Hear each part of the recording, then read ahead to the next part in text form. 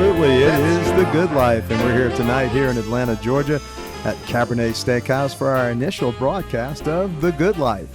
In fact, you have three of your co-hosts here tonight. All of us have had some time in radio. We're all business people. We have other interests, and we wanted to just have a nice time here at the steakhouse and enjoy ourselves and talk about all sorts of issues that are out there. And again, hopefully you'll enjoy it. It's one of the last bastions that a man can be a man here at the steakhouse. Grab our cigars a little bit later. But I'd like to introduce my co-hosts. It's Ray Giudice of Giudice Law. Good evening. Thanks for having me, Frank. Ted Jenkin of Oxygen Financial. It feels like a cigar night. Feels like one. It Absolutely. does. And I'm Frank Duffy. I'm the owner of Duffy Realty. And again, we're all here in Alpharetta tonight. The business people here in Atlanta, again, just enjoying the good life. Hard work and playing hard as well. But I wanted to, again, have everyone know that we're in the process of rolling this out, not only on radio, but to all of the 40,000 people from Appen Media. All of the people that have registered to receive their podcasts are going to be receiving this. So we hope you're enjoying it. So without further ado, I'd like to welcome the boys in. And again, what's on your mind, Mr. Ray? Another Monday, court since 8:30 this morning, run around Atlanta like a crazy man from courthouse to courthouse. One thing I always tell folks is I moved to Atlanta in 1978. It'll be 41 years. Congratulations. Thank you, this August. And, it was a sweet little, very eclectic southern town. It was a real southern town. I tell folks now we're not really part of the South. We're just kind of surrounded by it, and, people talk about the changes that I see, every day. And we're just in another ramp up in metro Atlanta, which has expanded. Because I'll go to courts as far north of the city as Cherokee County, Hall County, Forsyth, and just construction everywhere. It's crazy. You can't build fast enough. Every 300 homes, you got to have another school, you got to have another firehouse, and I love it, I love the way this city has progressed, and the way it's grown, and it's been great for the three of us. I mean, we're all so happy to be here, But the roads are still built for $1.5 million and not the $6 million that's running around. Yeah, and you have no public transportation either. I mean, that's the big thing. You try and get out to the suburbs, it's either a car or you got to take one of those birds. I don't know how far that'll take you, Frank. And I think we should talk about this scooter madness sometime tonight because it's maddening, isn't it? It needs to be taken care of. And the shared bicycle rides, I saw one of them explode on video the other day. That might be a good case for you, Ray. Well, we'll see. We'll have to take a look at the extent of the damages. For me, I'd love to have one of those games like they used to play Frogger. You used to have Frogger that would go across there. I'd love to see the bird go through the middle of the road and see how they could duck through the traffic. I did read that Grady, which is a first-class trauma center, is overwhelmed on the weekends with injuries from young folks, especially, and inebriated folks and vaping folks, and folks not paying attention on these scooters. Taking headers, man. They're going fast. You're not wearing a helmet or any body armor. They're skipping curbs, and then everybody that's driving is texting. Yeah. Speaking of an altered state, we have Fernando, our waiter here. Hey, Fernando, Thanks, how sir. are you this evening, sir? To have you. Great privilege to have you guys. What can I get you for the drink? We got a little cocktail here. I saw the whole cocktail list. Did you guys see the cocktail list? Or you basically know what drink you're always going to have? Been drinking the same thing for 25 years. Johnny Walker Black, one big ice cube if you've got it, two small ones if you don't. Beautiful. And It's easy. I'm not that difficult either. I'm going to take a Woodford Reserve if you got it. If not, let's make it a Maker's Mark. I'll do a splash of ginger and a little water back. I'm super difficult. So I'm looking at the whole list here, and I think because, we're going to be eating at different steakhouses, and it is part of the good life. What's the best cocktail on here? Is the allocated old-fashioned really good? That one in the... I feel like he's going to say that there's something better on there than the allocated Old Faithful. The Old Faithful? Oh, yeah. Right here. The Old Fashioned. All right, that's what I'm going to do here. I feel like I'm on Rocks. a date. Well, I don't know. Let me see. Well, Hey, I tell you what, I could have ordered a peach schnapps or something. There's nothing better than a good old fashioned. In fact, our buddy Lewis that has the establishment. Oh, yeah. Brandon Lewis. Brandon Lewis. Great bar. He makes a killer old fashioned, and he uses the cherries that he's imported from He Italy. does. Right? How good He has was it down that, at right? Supply and Demand. Have you been down at Supply I and have Demand? been. I mean, It's fantastic. It's a great it's scene. one of the best bourbon bars in the city. Yeah, absolutely. And the establishment is a little speakeasy that's down in Buckhead. And if you don't know Brandon, a character in the nicest of ways. Yeah, a big absolutely. personality, smart guy. there's always some really beautiful women hanging around. He only hangs around with beautiful I've women. That's noticed. it. And somehow there's always there somebody with a camera to take the pictures. I've noticed that too. Well, and speaking of, that's one of the reasons why we're doing this tonight is the power of social media. And, radio and apps and podcasts are an arm of social media, and we've all feel like we're pretty good at doing that. I mean, it's helped all of our businesses immensely. And, that's the power of, something going viral and, having mass media out there. And, Brandon knows it too. Hey, let's take pretty pictures of pretty people doing pretty things, and it sells. It brings in business. Well, the one thing is that people forget is that there's still usually two reasons people will do business with you. They like you and they trust you. And what people don't think about with social media is over time, if you put yourself out there the right way, you show your business the right way, and people like you and trust you, it's so much easier to do business with them when they actually meet you. And they can make a connection.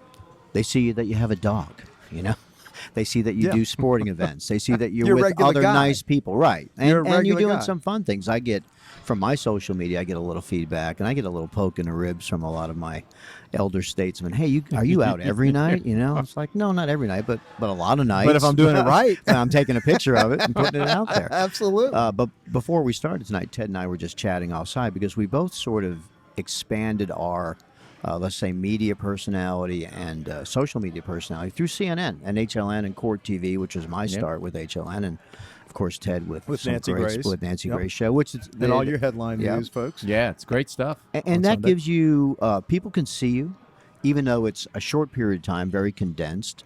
But from my standpoint as a lawyer, as a trial lawyer, I tell folks, I had Nancy Grace yelling at me for an hour on live TV in front of 500,000 people. I got you covered here. We're good. Don't worry about it. I can handle 6 or 12 jurors and one judge. We're all the right. craziest thing about it, guys, which I was blown away, is that, you always think you'll do TV and you'll get business and stuff like that. But the craziest thing about it is I've had my person that does my jackets owes me money because I've had at least, I'd say 10 people, maybe 15 on Facebook that will hit me up and say, hey, who does your jackets? I want to buy them. I've had people stop me at airports all over the country over the years, especially back in the day when I was on a couple nights a week live TV. Aren't you that guy? Even if they couldn't remember my name. Right.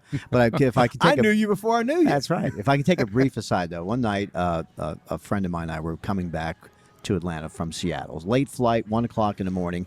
And Nancy's show was live at 8, replayed at 11, but then replayed again at 1 o'clock. So we're coming in on Terminal D. By the way, that's where you get your most business. That's right. That's about 1:45. Yeah, right. It's the people of the evening. Like my dad said, nothing good happens after midnight unless you're an attorney. Very true.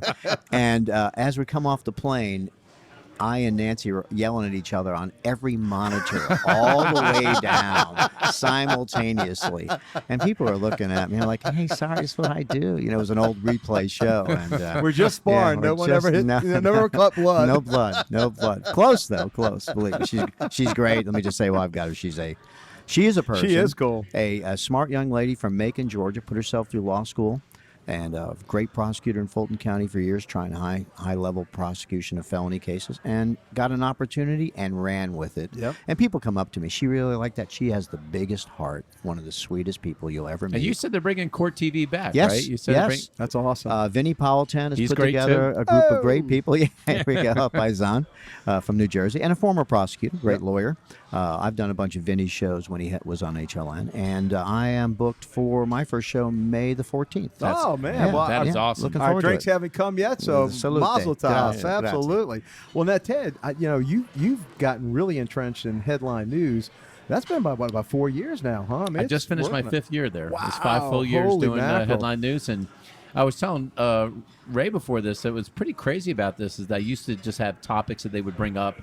And then I said, guys, I could write some of these over time. And now I've actually started to write a lot of the segments that they have on Saturday and Sunday. And so it's pretty easy to know what's going to happen when I'm writing them. But I try to pick topics that are interesting. I did this past weekend, talked about the Jeopardy winner. Maybe we'll talk about it tonight. And just crazy money statistics and other things that people they don't even know about these game shows.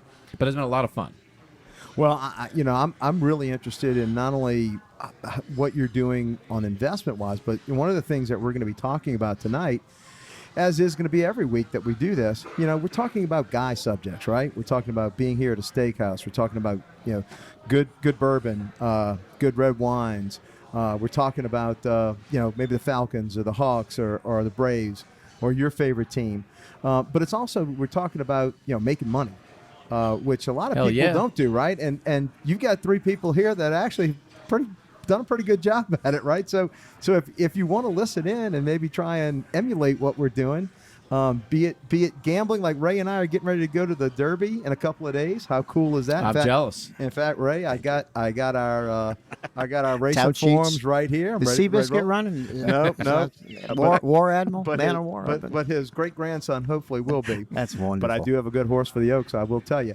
By the way, I'll never forget when I first started doing. In fact, gentlemen, salute. Oh, yeah, absolutely. Chin chin. Cheers. Nice. Thank you, Fernando. Appreciate it, sir. Tasty.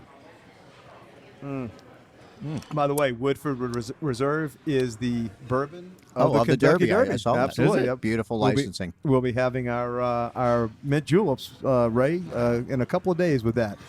But, actually, Ted, you and I met at 790 The Zone back in the way. Yeah, we did. Moment of silence. But it was such a great radio station. But what we wound up doing is, setting up the personas that we all 3 of us have. We've been doing this radio shtick for a long time, and we've been able to get this what I call celebrity D-list celebrity status, right? What was crazy about then is that Frank and Rhonda had 2 shows. They had 790 The Zone, and they had it on 640 WGST. That's right. And literally, one of them had to leave with about 20 minutes left in the show to drive downtown to Midtown to make the second show, or otherwise it wouldn't have even started on time. It's a true story. At 7:40 every morning, she would leave 790 The Zone, get in the car with the kids. The kids were young. They would go down Peachtree, start the show at WGST, and I would have to finish up the show at 790. I'd wrap it up, and then when I would get in the cab, this was pre-Uber and pre-Lyft, I would get in the cab, and I would have to tell the cabbie, hey, buddy, can you turn on 640 on the AM dial? I'm on the radio right now. I got to know what I'm talking about. Ray, those bastards, though, at that time, at 790 The Zone, what they didn't tell me when I first advertised and did the show there was how far their AM signal would actually carry. Yeah. So we would go on sometimes at 7:30 or 8 o'clock in the morning, and the sun wasn't up. And nobody told me for a while that thing didn't even get outside the perimeter. Sunrise, sunset, there's all these FCC rules. Hey, and let me tell you, 640 wasn't much better. When Rhonda and I first did our show, instead of it being on Sunday mornings, we wound up having to do a half-hour show on Saturday morning between 6:30 and 7. And the only 2 people in Atlanta that were listening to the Duffy Realty show way back when we started was me and the dog, and I had to drive in from Alpharetta to go to Sandy Springs. And the dog wasn't paying attention either. He was, well, the one thing I would say about 790, and again, it was a great experience. Great guys. Yeah, it was. We loved it. It taught us a lot. We got to learn because it wasn't so overly scripted. And it was a place that invited entrepreneurs like ourselves to come in and present ourselves the way we wanted to. I mean, I worked I'll just speak for myself. I tried not to get caught up in the, okay, here's our crazy criminal defense lawyer. And, everybody's not guilty and everybody's insane. No, that's not the path that I wanted to take. And I've worked the Jim really Cramer hard. of attorneys. That's No, right. it wasn't That's right. Bye. Sell. No. I've tried to craft it to where, look, I'm going to give you good advice. I'm just coming from a certain perspective. This is my perspective and my background and history. But I will say one thing. At the time, I was married to a wonderful woman who was a lawyer in a very, very big national law firm. And when she found out I was going on an AM radio show called Mayhem in the AM, I remember her saying, do you think that's a good idea? And I remember myself saying, what could go wrong? And if you know anything about the history of 790, it did, in fact, go wrong. Well, that's when, wasn't CSS Sports running at that time, too? Because I remember it was on TV sometimes. My dad lives in Fort Lauderdale, and he would watch, and it was, again, at that time, I was doing Nancy's show. I was doing the 790 with CSS. I was doing Nick that and Matt. great Dan Tana's show with Nick and Chris over there.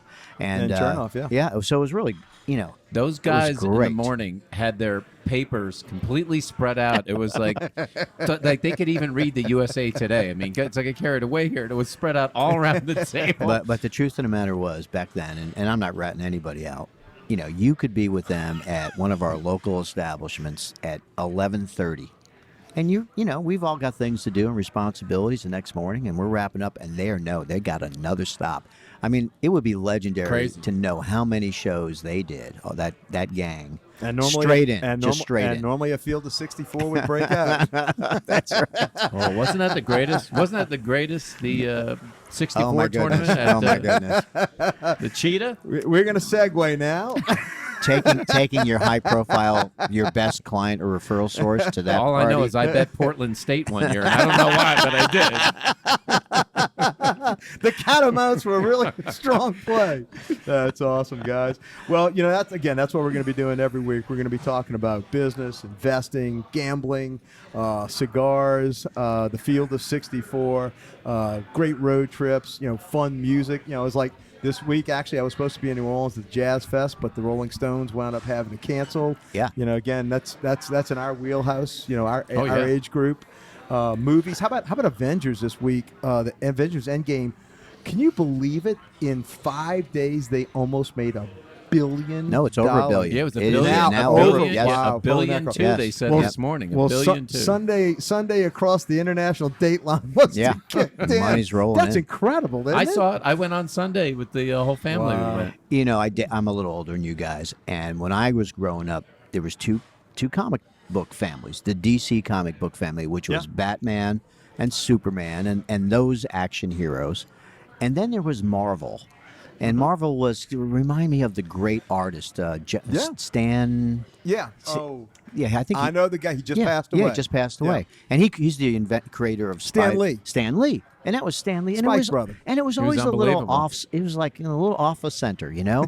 And it's funny how 30 or 40 years ago, you know, Batman and Superman movies, okay, they're good, and Wonder Woman, all that, but man, the Marvel heroes have just, you know, catapulted. Yep. I mean, Well, I'll tell you fantastic. what. Here's when you know that this stuff is out of control, because when you go to the stadium, you know, you go to the Braves or the Falcons, you can buy souvenir cups.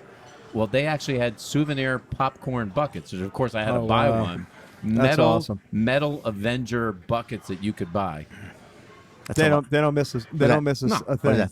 $30 of popcorn? Yeah, exactly. $30 for a popcorn is crazy. And by the way, a franchise like the Avengers or the different Marvel comic books leads a great segue. Did you guys see the 600,000 NFL fans pour into the streets in Nashville? Can you believe that? Even for a jaded Saints fan who's sick to my stomach over the last year's championship game, I even tuned in, and I swore I wasn't. Is there a better brand or more powerful brand that has more of a dictatorial sway than the NFL? Listen, when you got lug nuts that are there in the street wearing shoulder pads with like Viking spikes and completely Mostly face Jet fans. And the interesting thing is, and this will And be Eagles part fans. of my segment, Sorry, is Kincaid. no matter how many times the NFL screws things up, whether it's Yeah. you know the Bad domestic calls, violence or missing, the yep. or the referee things, and it's a machine. And you know, I know TV or the in person is down a little bit, and I just think that's because of the at home experience now. Whether it's Oh, yeah. a 60-inch Section HD, man. Yeah. My feet go up, and I got 60 inches of pleasure. Yeah, I mean, and you know what? I mean, That's to pretty tie up, good. Yeah, right, hey, right, now. and to tie up a whole day to get down to any I'm stadium, taking you 6 got to be inches of loyal. pleasure, let alone 60 inches of pleasure. I'm Irish. I'll take what I can get. Yeah, there we go. But no, you're right. But I mean, you know, what a brand, what an incredible brand. I mean, here it is. We slug it out every day as small business owners, trying to build that brand. And I mean, you know, it's, you know, we accomplish things like getting a nice, you know, podcast out to 40,000 people, and you know, we're on air a lot, you know, all of us. And you look at that behemoth up on the shining hill. I mean, that's just incredible. They print money. I mean, it's unbelievable to see a guy like Roger Goodell get booed every single time and still put 600,000 people It's out almost, there. They boo him. I think he almost enjoys it He at this loves point. it. He's like, You know, he loves being the villain. He at loves it. 33 million a pop or whatever his deal is, go ahead, boo me Yeah, all I you got something for that want. son of a bitch. That's for sure. What in the hell were the Giants thinking, by the way? You know, there are a lot of people that talked about the draft and this kid from Duke, but at number 6? You thought maybe My- a high second round or a third rounder, Easily. right? You know. You know, our buddies over at 680 The Fan actually did their draft room, And Mark Zeno, who is a friend, and he's, of course, a big Giants fan, I thought he was going to pass a kidney right there on air. I mean, he was just apoplectic on the move. And I got to tell you, I follow a lot of football. That's a head scratcher. It just is. Yeah, I mean, average arm, average speed, and I'm thinking to myself, but that only means really that Eli is going to be there for a couple more years. They're not going to put him on the field absolutely. tomorrow. Yeah, he's not game ready. Yeah, I mean, he's not. That's a project. Yeah. If he's got the skill set that we don't see, that's still a couple of years. There are of a lot of these development. coaches, Frank, I think now that see what happened with Pat Mahomes, and they're starting to think that that's the formula. Get the kid in, let him stay in the year for sidelines, learn from a seasoned quarterback. But Pat Mahomes is a great athlete and a great player. He's not this kid from Duke. I learned something about him. His father was a baseball player. And I Oh, believe yeah, he played it. Mahomes. Yeah. And so I was watching him a little bit, and I'm watching the angles of which he throws balls from all kinds of weird, not over the top, not your typical. I'm saying he throws a ball like a shortstop throws a ball. Sometimes you got to drop down sidearm. Sometimes you're over the top. Whatever it takes, and really fascinating, multi-talented kid. Well, I know one thing. His best play should be, here you go, Mr. Barkley. Grab the ball and run with it. That really should be his play. But yeah, what an incredible weekend for the NFL, and again, you can't argue with the and I think too, Frank, incredible for the city of Nashville, because there's typically absolutely. big cities like New York and Chicago, and I don't think people that haven't been down in the South, and some people say that Nashville is the South or not. It's the South. In fact, people talk to them there have more of a Southern draw in Nashville than they do in Atlanta. Oh, sure. No question 10 times about that. more. That city is spectacular. Yes. You've never been there before? I have. It's a fun place. Yeah, It's a fun place. I like Nashville. Big time hockey, big time football. Nash Vegas, baby. Vandy Law is right over there. Great law school. Friends of mine gone there. Great hotels. I will say the one problem is, and I talked about this on last Friday on 680 The Fan. The Ask Ray question of the day was, there were a lot of bachelorette parties. Apparently, it's the number one Who knew? bachelorette party destination, if not in the Did country. you see the two sour pusses Yeah, on I those saw ones? them. Holy mackerel. Maybe it's best that they Wake up to that every morning? No. maybe the NFL did some couple of guys a favor. Some poor schmuck, dodged the bullet. But it might not be a city like Atlanta that can handle that many big events. I agree. And, we have weekends in Atlanta where we've got, especially in the fall, we've got a Falcons game going on. We've got a Braves game going on. We've got maybe The a freak basketball show, game. Comic Fest, Comic-Con, 400,000. Well, let's just leave. Now the day show is different than the night show. Just in case you guys, for those that don't know what's going on down there. If you have children under the age of, like 27, keep them. Probably should not be Do there. not send them down there at night. I live in the quarter. I could be a critic. That's true. But Atlanta can handle multiple big-time events like that. We can absorb it. We've got the hotel rooms, the restaurant, Unbelievable. the infrastructure, and we're just sort of used to it. We all know when those weekends are coming up, and that's when we go to the beach and get out of town. So what are we doing? We ordering some food here or what? Yeah. Fernando, why don't you come on up, buddy? I think so. I like that idea. It's that time of the day. You know what you're doing here? I don't. Is your food order as easy as your drink order, or it's not? usually is, but you guys go first because I haven't looked. I think I'm just gonna do a 12-ounce fillet. That's what I'm gonna do And tonight. how do you want me to So cook it's that just steak? medium, just a little pink in the center. It's the way I generally like things. No blood at all. Any side with that steak?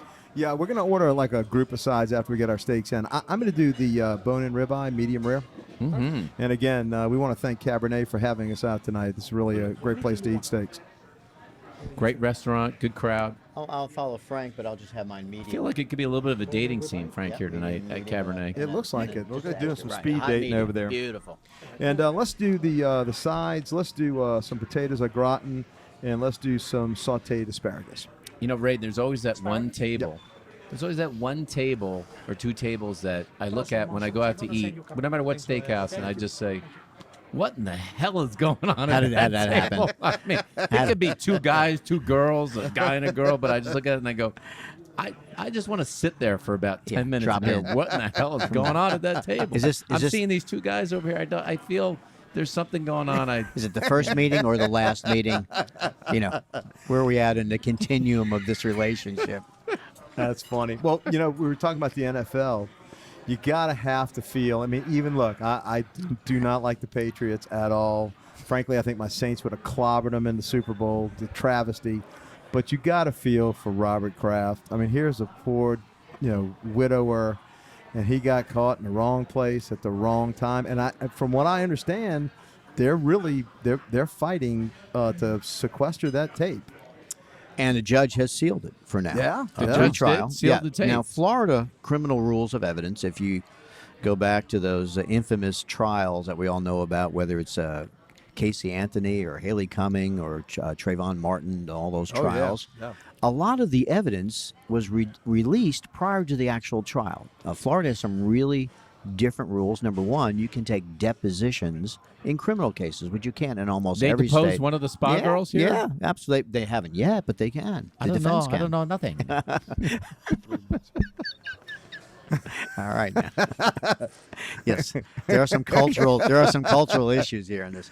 But secondly, a lot of the evidence can be released through the Freedom of Information Act. Correct, yeah. So what Kraft's lawyers, and he's, look, if he doesn't have the best, he's got Yeah. he's going to get the best. He's bad got an planning. army of lawyers, Yeah, and they're good. doing a great job.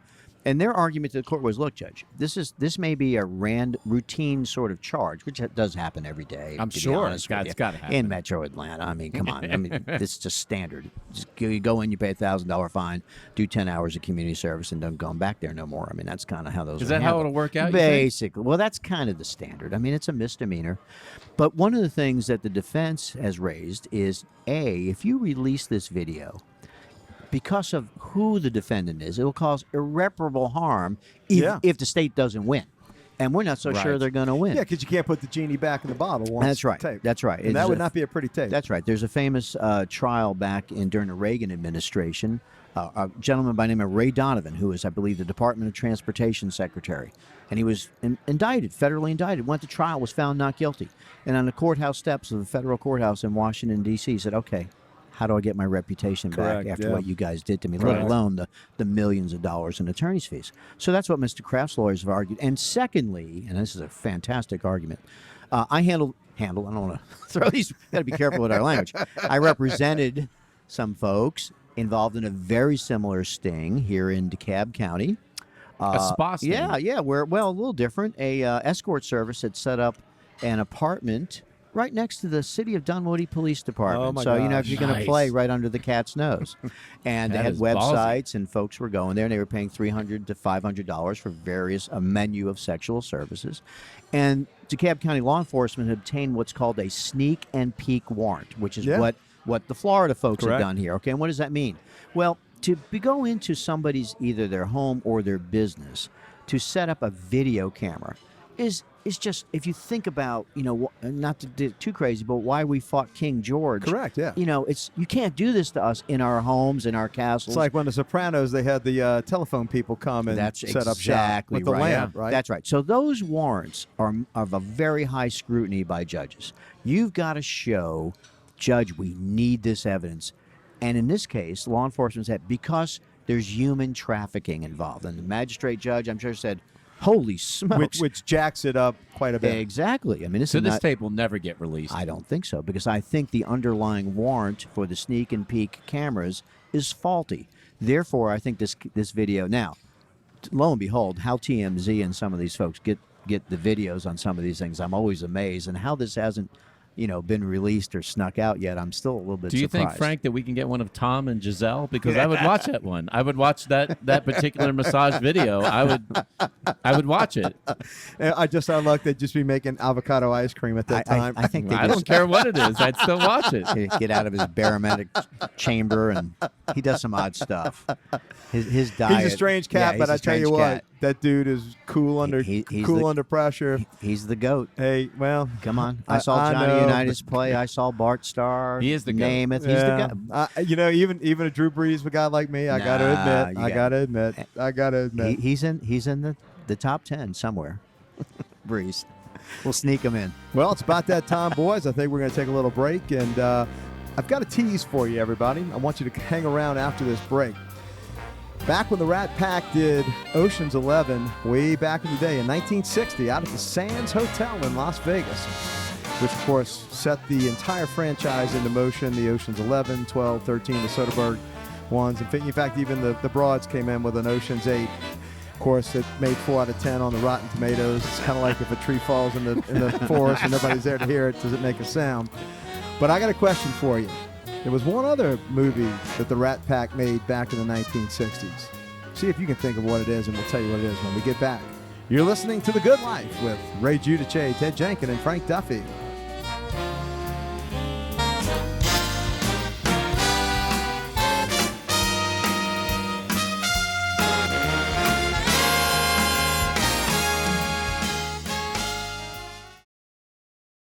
Thinking of buying or selling your present home? With inventory low but interest rates continuing to rise, you can't afford to wait, and you can't afford to overpay an old-fashioned agent a ridiculous 6 or 7% of your money.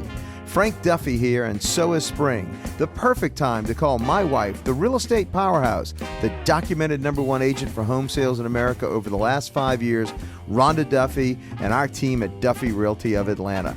Rhonda's close-knit group of experts by specialty do it all with our trademark Duffy Secret marketing formula to get you paid top dollar. With Duffy's selling flexibility, you call the shots to sell at your price, on your terms, or take it off the market. And Rhonda's $500 flat fee listing program won't waste your family's money. We guarantee it. 27,000 other Atlantans over 17 years will all testify. Rhonda is your next best move in real estate. Duffy Realty, because money matters.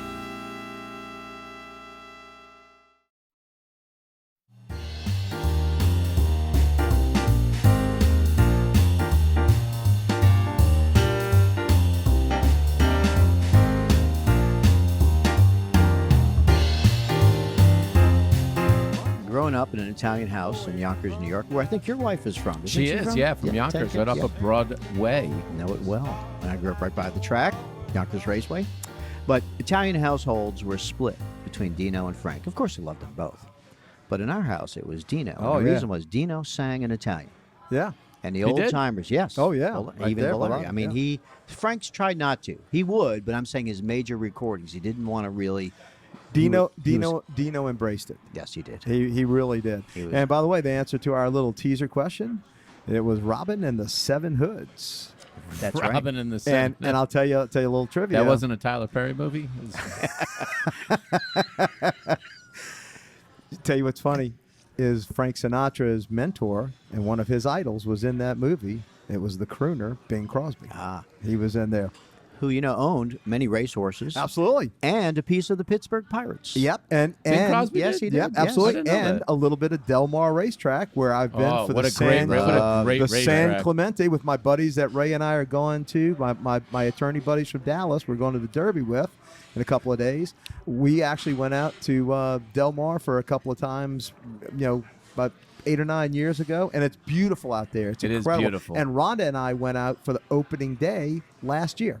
Right, I would do it any day that you guys said you wanted to fly. We get dressed up in a jacket. Love we it. look nice. We get Oh, a love nice table out there for food. It is one of the best betting tracks to be at. Absolutely. Just people watching, period. No doubt. Del Mar, and you got it overlooking the ocean. And look, I like Santa Anita too. That's a beautiful track. Sitting out there with the mountains in the background. You got your palm trees everywhere. It's a shame that horse racing in this country has, lost its following back in the 20s and 30s. Absolutely. Crazy. The three It's the national heroes were Seabiscuit, Correct. Babe Ruth, Yep. and one of the boxers. Yep. Help me out. Probably Joe Louis. Yeah, Joe Louis, right. And boxing and horse racing, which have incredibly lost their luster, and baseball. Yep. Those were the thing. We're going to bring up some baseball in a little bit, but those were the three That's right. powerful sports. When I was growing up, In the guys, first part of the century. before my father passed away, almost every day after high school, he would take me out to Freehold Raceway, which is in Central Jersey, Yeah. and watch the trotters because you get in the last 3 races for free. Oh, yeah. Right. And the amount of degenerates that I would see there. the last that 3 races. The programs rolled up in their back pocket. Do they- you remember the guys when they would walk around and they were all hunched over? They didn't have a hunchback. They were looking for winning tickets on the floor. And if you didn't have a dirty trench coat, they gave you one when you got there. There you go. And you know what? You look I- like a medium, mister. and I got to tell you, there's something degenerative about a horse that won't run full out. I got a problem with the trotters. Got to tell you, I'm a thoroughbred guy. No, I hear Can't you. do the Where trotters. did you learn to handicap a program? Did you? New Orleans, man, the fairgrounds. Me and my buddy Scott Willis, who owned horses. His family was from Coshada. He and I were fraternity brothers. I think I made like 3 classes one semester, but I could pick an exacta. But many a time we would take off from LSU and drive the hour down to New Orleans, down to the fairgrounds.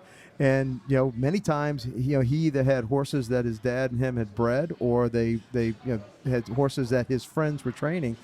And I got my picture and more pictures taken there than I did at school. So that's how we did it. We learned from the hard way. The life, the road of hard knocks, man. The school of hard knocks. Standing on the rail. Absolutely, railbirding it, man. Yep. And I still got a picture of him and I in there when Scotty Will won. A horse named after him went wide a wide down there in the fairgrounds. And I tell you what, that's a good feat in the fairgrounds, because the fairgrounds is notorious. Do you remember the picture at Belmont of when Secretariat with Ronnie Turcotte and the irons came flying around? He was 50 lengths ahead, right? And he was looking back, and there was nobody in the vicinity. Well, the fairgrounds has a long stretch just like Belmont, and I'm telling you what, I'd be a gazillionaire if all the horses that I had would have stayed up in that far up in that freaking stretch. Didn't have a little problem in the last 30 lengths. Man, I'm telling you, and you never know with some of those Cajun jockeys. There's a lot of shenanigans that are going on, man. But that's what Ron Turcotte said. He said he couldn't hear anything behind him. After thousands of races and of the noise of all the horses being next to him or behind him, he said, I couldn't hear anything. He looked back. Of course, the gang is looking, Ronnie, hold on, and that's true. They're like, don't do that, man. Don't be. You're getting on a freight train there, man. He was like a tremendous machine, that Secretariat. If you watch the video. And sadly, Ron Turcotte got injured. Yes. Right, paralyzed, and very, very sad. And kind of like again, speaking of baseball, Roy Campanella, right, of the Dodgers back in the day. Whose career was cut short. Thankfully, his life wasn't, but his career was cut short. Again, every week we're going to be talking about guy things in the last bastion that a guy has in the inner bowels of a steakhouse, behind the cigars and the bourbon. And again, it's just some conversation that we still have that hadn't been outlawed yet. Hey, a quick aside, our dear friend Chris Domino from 680 The Fan does a baseball show every Saturday morning. Great show. Fantastic interviews. He does an interview sponsored the Ray Giudice interview of the week. And about 2 weeks ago, he had Don Newcomb. I think it was a replay. And, of course, Don Newcomb was a great pitcher for the Brooklyn Dodgers, came up right after Jackie Robinson and Roy Campanella. And think about those three guys on the same team, which is why they did finally manage to beat my New York Yankees in 1955. All those great players. Remember how I told you I went out to Santa Anita? On one trip, opening day, 2008, my buddies, again, that are going to be at the Derby, we decided, you know what? We have never done this. Let's go to opening day and catch 2 baseball games in one day. So about 6 months prior to April, I guess it was like September, October, we said, let's go out. I've never been out to Chavez Ravine to watch the Dodgers. Let's go out to the Dodgers opening day. So we get tickets. We're about 4 rows up. I'm sitting right behind Joe Torre's family, right? It looks for something right out of Mulberry Street. and I'm sitting there, and all of us there. And what we didn't realize, it was total potluck. The year was 2008. And we happened to hit the 50th anniversary of them leaving Brooklyn to go out to L.A. Right. You talked about Don Newcomb. That day, I saw throw out the first pitch, Don Newcomb, Fernando Valenzuela, and a lefty by the name of Sandy Koufax. Wow. Threw out the first pitches on that day. Everybody that was a Dodger was there. And we wound up watching the Dodgers play the Giants, which is their hated rivals. It was a grudge match, 4-1. Dodgers won. We all had the under. That was a good thing. And then we got in the car, the rental car, and went down to San Diego and caught the Astros opening night. That's great. And the next day, we went to Santa Anita and then went courtside against the Lakers and the Spurs. One of my buddies from Dallas was a good buddy of I think Frank, Spurs. that's a lot of... It's interesting you bring up the whole year that the Dodgers beat the Yankees, because when my dad passed away, I got some memorabilia from him, and the most prized piece of memorabilia I have, I'll bring it in for one of our shows, we could talk about it on here, is I have a 1955 World Series program. Wow. My dad went to the game. The best part about the program is he scored the game. Oh, man, that's He scored incredible. the game like you did in the good old days, absolutely. and you have all of the scores. You see backwards Ks, all kinds of stuff there. So there's a fantastic baseball book, The Season of 55, by Doris Kearns Goodwin, or Goodwin Kearns, who's the a historian. famous presidential historian. I think Correct. she wrote the authoritative book on LBJ. Yep. I think she And one on Kennedy as That's well. right. She writes a book that tells exactly that story. her dad worked every day, and when she would come home, she would score the game, the day games, and when at the dinner table, she would replay the game from her scorebook. DiMaggio struck out, which never happened, by the way. If the Not in your memory. there's a famous some catcher complained to the umpire about a ball that should have been a strike, and the umpire said, if Mr. DiMaggio didn't swing at it, it wasn't a strike. But she replayed the game from keeping score. And I remember as a kid going to old Yankee Stadium. So my first Yankee Stadium game was probably about 1970 or 71, was about 12, 13 years old. And you just got that scorebook and that little racetrack pencil, and you put the K's down and you shaded in the boxes for one, left field, and it was great. That's I miss that. That's one of the best memories that I have. My mom actually got me a book, but growing up in New Orleans, we had no team, right? And I'll never forget this as long as I live. The Mets came and played the Twins in an exhibition game in old Tad Gormley Stadium, and I still to this day have my little brown covered scorebook. And what was really cool, in there on the bottom line for the Mets, W. Mays, because he finished his career with the Mets, Willie Mays came up because the crowd wanted to see him. They were chanting his name, and they put him in for one at bat. Was that 73 maybe? 73, yeah. 73, 72, 74. 73, somewhere in that range. Those are You Willie's think last any year. young kids could score a game today? That big kid is 21 Well, years they old. can't write cursive and they can't drive with a clutch. Or talk to a girl. Yeah, so I'm thinking What's a 6 to 4 to 3? I don't know. Is that the verification code to get into my Chase account? but vaping seems to be quite a skill. Yeah. Sorry to our under 30-year-old. No, okay, great. I didn't mean to. It's not Evers the Tinker's the Chance anymore. It's, Oh, my goodness. Our good buddy Daniel, who is running the board for us, he goes, "You old farts! Somebody has to know what they're doing here." That's right. Yeah, but you know what we can't do? We can't program the TV. Honey, can you help me get into my email? Oh, daddy. I had somebody today, Frank. They airdropped a photo, iPhone to iPhone today, and I really thought I knew my iPhone pretty well. And I didn't know how to airdrop the thing, and I thought I'm such a loser for not knowing that. Ted, you're us 40 and 50-year-olds only hope at technology if you don't know it. I thought it was pretty good today. I was like, hey, do you want to just text these photos or whatnot to yourself? She goes, I'll just airdrop them. And I was like, okay. Yeah, right. Well, again, we're a bunch of jabronis just sitting here over steaks and bourbon and just having a good time talking and enjoying ourselves. And by the way, this is a great time to say if you have a steak grill type company, Big Green Egg, Traeger Grills, now would be a great time to join us, do an endorsement. We're looking for people to sponsor our show. Again, we're here at Cabernet tonight. Again, a wonderful restaurant here in Alpharetta on Wynwood Parkway, right off of exit 11, off of 400. Again, we come here all the time. My wife Rhonda and I do. We'll have our business I heard meetings something here. about brunch here. We did. Well, Rhonda actually went out to Hawaii this past weekend for a retreat with some of her friends.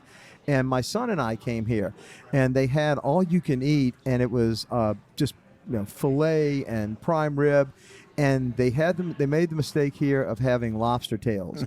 Well, my 6'6" kid dropped about a bushel and a half, so we got our money's worth. But again, it was a great place here for Easter brunch. So again, we recommend anybody that wants to come up for a great business lunch or a night out, come on up to Cabernet again. And a cigar bar. I can Absolutely. smell it. We're going to be in there a little bar to later. have a cocktail. Yeah, after dinner, I think we're going to retire into the cigar bar and have a nightcap, a little aperitif, and a cigar. Only a handful of places left in Metro Atlanta where you could smoke and eat under the same roof. Just a couple. Chops. The big Chops Club. New York Prime. Yeah, New York Prime. If you But can, the Chops Club, Ray, there's a lot of people that live in Atlanta I don't know about the that club. don't know about the club at Chops. I'm amazed. Oh, you've there's been a Chops member for a long time. I've been a member there for almost a decade. Yeah. And that's the secret, secret club on the inside. Right. So there's the upstairs Chops. There's the lobster bar downstairs. That's right. And then back where the kitchen is in a lobster bar, there's a metal door that looks like it's a bank vault. Okay.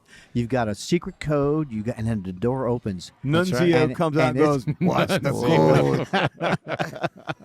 And then you go back, and it's amazing. Well, Paulie Stone used to attend the bar there for a long time. Is that He right? left, but They had the same bartender for about 8 years, Paul Stone. He knew your drink. He knew everything. That's old world service, and it's where Piano player upstairs. You could play cards if you want upstairs. All there kinds you of go. good you stuff. cut some deals there. I'm in a canasta.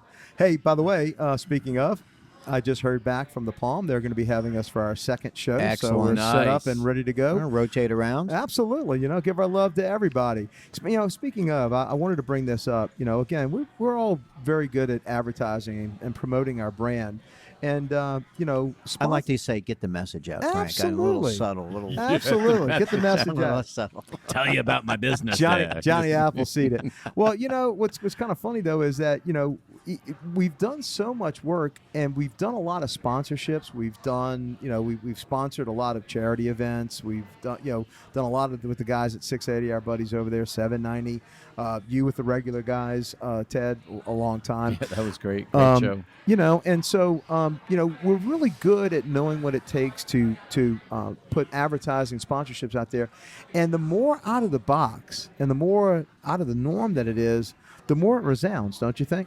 I think so. Guys, when I did the regular guys and we started in 2009, I had a lot of people that said, "Are you out of your mind? These guys talk about drugs, porn. I mean, crazy stuff. You're going to ruin your business." And I said, the thing is that people that listen to that show, 80% of them I felt was going to be like the Howard Stern show. They love him. Correct. 20% would listen to him because they hate him. But either way, if you want to find those people that jive with your way of thinking, well, why not? Yeah. So I did it. And Larry's great. Larry's We love Larry. Larry's a Oh, great guy. no, he's great. But about a year into the show, they decided to bring on a porn star for me to assess their finances. That's what they said it was going That's to be. what they're calling them now. It's finances. Yeah, finances, the cashola.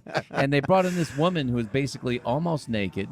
And then Larry started asking me questions on the air and basically said, are your breasts tax deductible? We need to know. And so I went on for about 20 minutes to answer questions. And then they brought in Ron Jeremy. Oh, my things in there. God. And I thought for sure I've completely imploded my business. It's all over now. Right.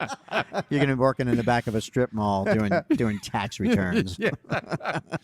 But the other thing happened on the opposite side. That particular year, we acquired more than 150 clients just from that 1 year being on that show. It was, Right. It was easily $100 million of money that came over in 1 year. Wow. So Well, I mean, you from- have to think out of the box today because you want to separate yourself Absolutely. from the competition. And I also think that so many listeners who are loyal to whatever show, whether it was the Nancy Grace Show or 680 The Fan, when I run into these viewers or listeners, they talk to me for a second about me, but then they immediately want to talk about the gosh, talent. yeah. Are those guys really like that? Is she really that crazy and mean? Or, does steak really eat out 3 meals a day? And it's They do. They just- wanna know. It's like gossip, and it's funny. And of course, I don't know about you. I'll give you mine.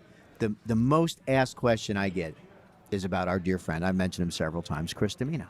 And if you ever go to a Braves game with him, he's very visible. Domino's coming from every part of the stadium, and of Domino. course he's in the locker room and he knows everybody. But He does know everybody. He is the mayor. And what happens is we become sort of, for most folks, the only opportunity that they can get to get a little bit closer and learn a Right. little bit about these folks. And I love it. It's great. I don't tell too many off-color stories about them, but there are plenty to be told. we have heard some a few. off the record and stories. boys, there's a few that I can't tell you because there's attorney-client privilege. I used to get him about Southside Steve all the time because he would go on air and he would brag about how many women he slept with. Yeah. And when he broke 400, and he was getting on there and said, I slept with 401, 402, they said, Southside Steve sleep with that many women. And I said, That's the Wilt Chamberlain yes, starter package. yes, he did. Yeah. That's a big weekend for Will. I said, and he's got a toe fetish too. It was crazy. But you're right. People want to know so much about the guys on air. It's hysterical. But it's great. And it's a great link and a great way to connect. And folks just are, and they're good people. I mean, we can say that all these folks we work all with, the they're guys, fantastic. Chuck Oh, my Oliver, goodness. Matt Great Chernoff. guys. I hung out with Matt at the baseball game the other night. I mean, they're exactly what you hear and see on air. I mean, they're just good guys. Hey, I was thinking, since we have probably between us business wise about 55, 60 years of experience sitting here, maybe even more. 34 years of Holy practicing law mackerel. in a row, I like to point out. No 34. timeouts by the state bar. 34, 30, and I'm about 28 years. I just It's finished. 100, baby. You're the baby in the group. That's 100 years. That's incredible. What would you say if you were talking to a small business owner and trying to build their brand, to market their business? What would you say is some of the most important things you could tell them? I'll tell you what, guys. For as many years as people have advertised, and as many years as they will advertise, frequency and repetition are the absolute key. You can pick whatever medium you want: radio, TV, print, social media. You can't forget the staples of frequency and repetition. And the key is your competition won't do it. And if you do it over a sustained period of time, you win the game. So, and that I was just going to say that, especially when your competition's not doing it. In fact, use the cue that your competition has run for the hills when business gets And bad. double down. Absolutely double Double down. down. When the shoe's coming out. Hey, that's what we built Duffy Realty, and why we had the success of 2012, 2013, 2014, 2015, our best years. In fact, our most profitable year was last year. It's because we advertised in 08, 09, 2010, 2011, when everybody else was running for the hills. well, and I've never been dark for 11 years. I mean, on the radio. Yeah. Right. And when you look at it, people will say, well, it doesn't seem like a waste of money. I'm like, it's never a waste of money, because most business owners only look at the direct clients you get, but they don't look at the value of what the brand does and the referrals it gives you and the higher dollar clients that you get. And it's frequency and repetition are key. I would also say target your demographic group, whether it's economic, Yep. geographic, gender, age. Maybe it's a little bit of all of those things. You can't provide your services to everybody. We don't sell water. Okay, that's water, air, electricity. The TED is close. Everybody has money. I've got coffee true. now. I'm That's selling right. That's coffee. But now. there are some that you don't want. but pick your spot. So I have a lot of radio stations in Atlanta that come to me. Oh, we have a 100-watt blaster throughout the Southeast, and you're with a smaller station. I'm like, it's a smaller group, but it's the right group. Man, And I absolutely, brother. love those listeners, because many of the Loyal. 680 The Fan listeners, they're loyal. Yep. It's destination radio, whichever show or shows is their favorite. And also, they're like us. Yep. Most of them are hard working, kind of guys like us that came Absolutely. up on our own. And, we can all tell our stories one day. I mean, I grew up in an apartment in Yonkers, New York. My dad worked in the supermarket. I love that you say on that, from the other side of the because tracks. when people buy advertising, especially for a local business, often they think they get sucked into looking at ratings. And the reality is the ratings don't mean diddly if you've got the right audience. You could have a great audience, and the ratings of the station aren't as good as some other station. Right. But it's the quality of that audience that will connect with you. And I think a lot of people get carried away. They hire an agency or they talk to. A lot of it's not about that, especially when you're going on air like you do. It just makes a huge difference. I mean, I have been doing these little Ask Ray vignettes after the been 680 great. spot. And so it's about 1 minute and 10 seconds with one of the great folks over there at 680 that does it with me, Caitlin. And then I push it out through Twitter and LinkedIn and Facebook and Instagram. And it's only been maybe 8 or 9 shows so far, but I'm getting between Absolutely. 2,500 and 3,500 views. That's for incredible. one video. from That's one incredible. little 1 minute video. That's the power. Yeah, and of course they're quality views because it's, first of all, LinkedIn, and I any professional who is not working LinkedIn, I think, is missing the boat. I think LinkedIn for professional services, Yep. or just professional information and education is 100%. Mine, I think, is the best. It's the cost of entry is, guess what? Nothing. Essentially, but making your content, which is not that hard to do. No, so- and LinkedIn's rewarding you for those mobile upload videos now, because it ranks its algorithm Right. much more on the videos that are uploaded. And Thank you. I recommend for all business owners that you do that. And I don't. Thank you, I look Fernando. at it. When I Grazie. started Thank you. practicing law in 1985, lawyer advertising, to say frowned upon, would be the understatement of the year. Yeah. You had to have all of these disclaimers, and we're not promising anything. Well, So- just like you're with your industry, same thing. yeah, Can't do And, endorsements at all. right. And of course, the Supreme Court changed that by saying, hey, they're selling a service, and they're entitled to market their product. And now, of course, it's come to where some lawyers are maybe have gotten too far off of the I'm trying to tell you how good I am and what I can do for you, and this is why, and making maybe promises. I personally, it's close. It's close. But you know what? We've got a very discerning consumer. They shop carefully for everything else they buy. They go on the web, and if they're going to buy a washer and a dryer, they look at 300 of them before they pull the trigger. Yeah. So I think it's reasonable that with all of the information that's out there for any of our services, Frank, you guys have made a huge dent in your market against some pretty big established players. Sure. But because you've gotten your message out. Correct. Well, and again, the fact that we kept the drumbeat going during the downturn when other people were leaving, that paid dividends for us. Right. Like no one was ever going to buy another house. I mean, hey, and Ted will tell you in the financial world, everything cycles. Everything cycles. You just got to hang on and get through it. Boys, the cavalry has come. We have another round of drinks, and we have our steaks. So I don't know about you guys. I'm certainly enjoying. Again, you're listening to The Good Life with Ray Giudice, Ted Jenkin, and Frank Duffy. And the question I'd like to leave with you guys now as we start diving into our steaks, and by the way, we're going to keep the cameras rolling and the audio on. You probably won't see some of this, but we'll be using this maybe a little later on some snackables. But the next question I'd like to give you guys as we get played out by Sammy Davis Jr., pound for pound, probably the greatest entertainer of all time, at least in my opinion. Fantastic drummer, absolutely, singer, dancer, whole 9 yards, and only had one eye. Absolutely. Lean to the left. But my question to you is a very simple one. It's the shortest tease I can give you going out. Ginger or Mary Ann? All right. Come on back to The Good Life.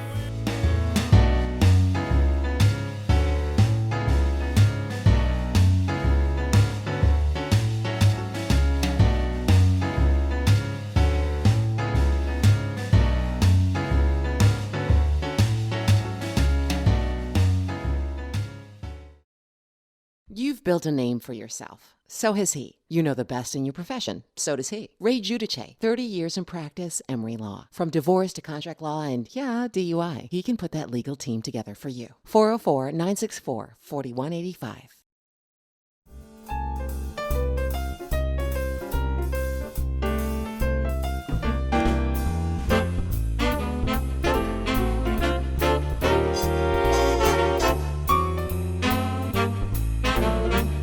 Back here at The Good Life.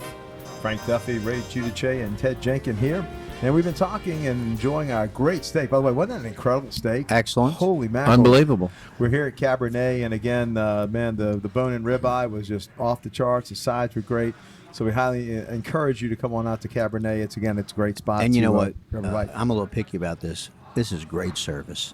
It has been great service This is for not Fernando that- and the yeah. guys. Minando. Absolutely. Yeah. In and Absolutely. out. Right at your Fernando's done elbow when you unbelievable. need them, but not here when you don't need them. Just That's the way true. it's supposed to be. Absolutely. It's like an umpire. You don't notice them because they're calling a good game. Absolutely. Offensive lineman. That's exactly right. That's exactly right. Well, again, Frank Sinatra, again, our whole goal here is to kind of bring back that vibe, that 1960s sort of Rat Pack vibe. Again, when guys actually could be guys and hang out and talk about the broads and music and sports and gambling and all sorts of good stuff. And again, no better emulation than the Rat Pack. What a time that must have been in the 1960s, huh?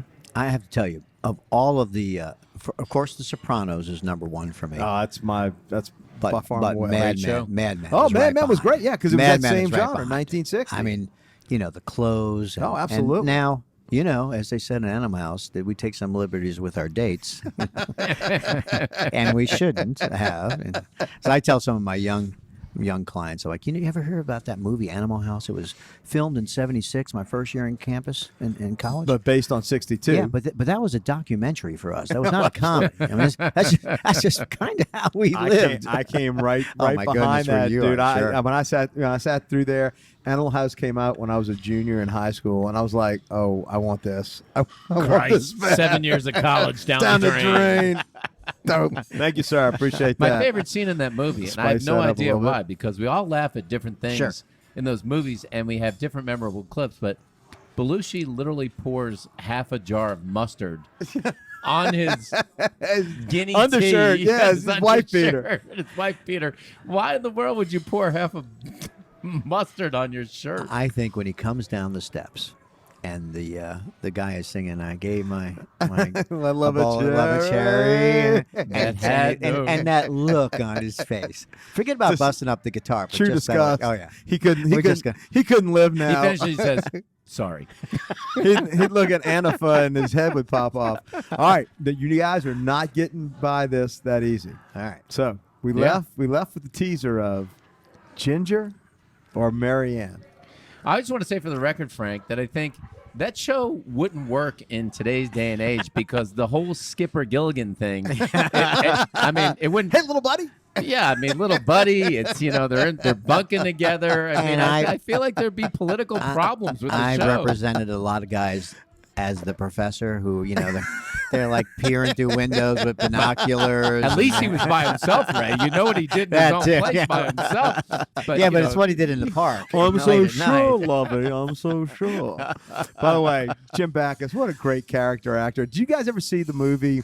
It's a mad Yes. world. Oh, yes. How, Yeah. how awesome is he as the airplane pilot who goes back to a good old fashioned like Dad used to make and knocks Darling. himself out. And that is a collection of Oh, yes. long forgotten superstars. Speaking of the 1960s, Superstars. early 1960s, it Right. was 1960 when that movie came out.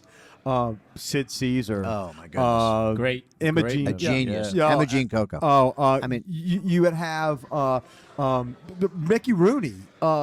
Mickey Rooney. Even the side characters. Peter Falk, Rochester. I mean, just some great character These were actors. And professionals. Spencer Tracy. Yeah, They had thousands of hours of vaudeville time on it, radio. Buddy hour. Hackett. Yep, absolutely. Oh, Doing the Borscht Belt. Sure. Yeah. The difference is a lot of those movies had dialogue. I mean, every movie today Yeah. is just boom, Boom, shoot, things yeah. exploding, There's right. no dialogue. That's why people are like, do you remember a line from that movie? I bet you even with the Avengers we talked about earlier tonight, no one will remember a line from that movie. But every Kid, pick up the bike. Let's go. Phil Silvers. Who didn't like Phil Oh, Silvers? what was that show? Sergeant Bilko? Yeah, Was- Sergeant with Bilko. Andy That's Gri- right. is Come Andy- on, kid. Chop, chop. Pick up the bike. We're not here all day. All right, I'll go on the record saying Marianne.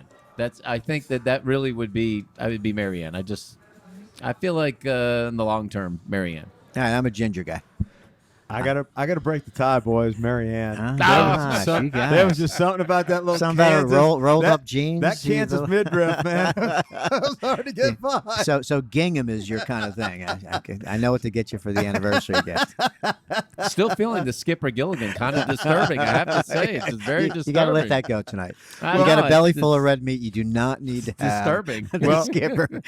Well, you guys are gonna like this because, and Ray might remember this, but Rhonda and I went out during the Super Bowl and hung out in Palm Springs. She was at an event that she was going to, and I was sulking over my Saints thievery. And so we were out there having a great time, and I actually went around to all of the Rat Pack, Frank Sinatra's old haunts. You showed me some in of those Palm things. Springs, Yeah, and I sent right, you. You did. Wow. Yeah, it was really cool. Like there was Dino's house, Sammy's house, Frank had like 3 houses, like the compound, this really cool place, this bluff overlooking, the entire desert. Can you imagine how cool it was to hop on a flight and go to Vegas and hang out with those guys at the Sands in the 1960s? Can you imagine that? That's the only thing that would beat hanging out with us. Well, that's true. I mean, That's true. it's just one notch above. That's true. Hey, and think about it. They used to say Sinatra would hang out till the wee hours. They go to Jilly's, they go to Toots Shore, and he would not come in until like 9 o'clock in the morning. And if you were in his entourage, you had better keep up, because if not, you were never invited again. I mean, it was amazing. By the way, I saw something last night. It was funny. I was YouTube surfing, and I found the Dennis Miller riff about when he and his mom and his nanny Kiku went and had dinner with Sinatra. It is one of the funniest things you will. It was like about a 6-minute riff that he did on stage, and it was hilarious. If you ever get a chance, Google it, YouTube. It was And off the trivia charts. question: what was Frank's drink? Jack Daniels. And Coke. Yeah. JD. Was it? He was Yep. a Jack and Jack Coke guy? Daniels. In fact, he said it on air. That's he right. He goes, I just made him $1 million. ring a ding ding. This is the nectar of the gods. Their sales jumped. It's like 1,700 times the next year because Frank said that Jack Daniels was his drink. There was just a podunk The little distillery nectar of the gods. called the Nectar of the Gods. Absolutely. Well, I got to tell you, boys, this has been a fun night. We really enjoyed ourselves. It's fun just to kind of hang out and just sit and talk and kibitz and just talk about different things, different subjects. So what I wanted to do is I kind of wanted to open up to see what you guys might be doing at this point in time in your life. Things that are interesting you, or maybe some things that you're doing. Like Ted, I know you've opened up numerous businesses in the last couple of years on top of your highly successful Oxygen Financial business. Yeah, well, I mean, honestly, I think that this next decade is going to be the decade of the entrepreneur. I just got to tell you guys, I'm most interested now to spend the next 10 years of my life just hanging out with entrepreneurs, because it doesn't matter if they run a heating and air conditioning company, or they're in some white-collar professional business, or they're creating an app. Entrepreneurs are really, really interesting people, just interesting ideas. And do they all work? No. But I think you're going to see this trend over the next 10 years of more and more people, I don't care if they're 55 or they're 25, saying, I'm going to take a chance. I'm going to start my own business, and I'm going to try something where I can make the most of me. And I'm so energized to get up every day. The most recent thing I've been doing, Frank, is on Peachtree TV. I've been doing the Atlanta Small Business Show. And every week I spend 10 minutes getting to interview people, anywhere from guys that own breweries to, people that may be in white-collar professions. And it's just the stories and the kinds of businesses that people make money at. It's just remarkable. Well, one quick thing, you were mentioning earlier about this guy on Jeopardy and how This guy's insane. interesting this guy is. And he's an entrepreneur in his own right. And, he is a professional gambler. Professional gambler, 100%. He's a big Las Vegas sports bettor, and actually what he's doing is totally turning the tables in Jeopardy, because most people will start at the $200 question and work their way up to the $1,000 question. He had done a ton of research where he said, here's where the average daily doubles show up, In the and I'm bottom of the thing, going to yeah. start with the $1,000 question and work my way backwards so I have more money in the bank when I get to the daily doubles, and that will help me win more money. And we'll see how he did. I don't even know how he did tonight. Now think he about must have that. won, but think about that. Jeopardy's been on air for probably about 50 years. 50. Think of this. No one has gone out of the box with a different strategy. They've all come straight down. That's right. I have to admit, I probably don't he's the know. only guy, Frank, since Ken Jennings to win $1 million. He already won almost $1.3 million. His average winnings per show is almost $75,000 a show, where the average Jeopardy winner wins almost 20. So much so that he is making the budget of Jeopardy broke, even though the ratings are up 5%. But they'll make it back because of their ratings. Easily. Yeah, I mean, they're like, hey, dude, go as far and as fast as you can because it's good for business. What a lot of people don't know, which I think is, and I'm in the money business, so I just think it's interesting, is that, yes, it's all federally taxed money when you win the game show. But a lot of people don't realize it's not the state that you live in that you get taxed on from a state perspective. It's the state where the show Where the is show's taped. registered, yep. In this case, it's in California that has Which almost is a brutal. 13% top tax rate. He's going to lose, but he's going to lose half his money because the show is taped in L.A. Which is what many professional athletes have to deal with, playing a game in jock New York. tax. Yeah. Which is why, for many years, and of course you're an expert at this, a lot of guys don't want to go to Canada. Nope. Because Yeah. of the different tax rate, or California because of the tax rate. That all has to be factored into the contracts. What you pay in state taxes in California, if I understand, is about 13%. Is that correct? Yeah, After 13%. And your deductions. Or you could play in Arizona for half of a percent. That's right. Or Florida for Or Nevada, nil. or it's nothing. Right. Now, I was going to bring this up later in the show, but this is a great segue. What about Puerto Rico right now? Let me tell you what. There's more This is the people, best- friends of mine, moving to Puerto Rico It's because the of the tax best benefits. damn place in the entire I world know. to be at now, because when all the hurricanes happened, the Puerto Rico government finally said, we need to figure out how to attract businesses into our country. They made a 4% corporate tax rate and a 4% personal tax rate. You if listening, Nancy? Ain't capitalism grand? Oh, man. Yeah. So the two states that have the highest amount of flight of high wage earners are California. Yep, the high where tax why states. there's so much growth in New Mexico, Arizona, Correct. Nevada, and New York, which Correct. which has always been a feeder for Florida anyway. But and New Jersey. Yeah. You know, the property tax, is it SALT? Is that what it's called? The Yeah, acronym state for and that? local tax. Right. Which, you know, it's a Republican tax rise on the rich. Yeah. Which I don't want to get too political, but It is, though. It's what it is. It's right? going to force people out of New York and Connecticut and California because Well, That's right. you can't win there anymore. Well, if Rhonda and I didn't have our ESOP, which is, again, sheltering a lot of our money because we gave our company to our employees, we're looking, because a lot of our platinum partners that are Tony Robbins folks are moving to Puerto Rico. No doubt about It is a 4% tax if you have a business, as long as the revenues come in from out of the Puerto Rico.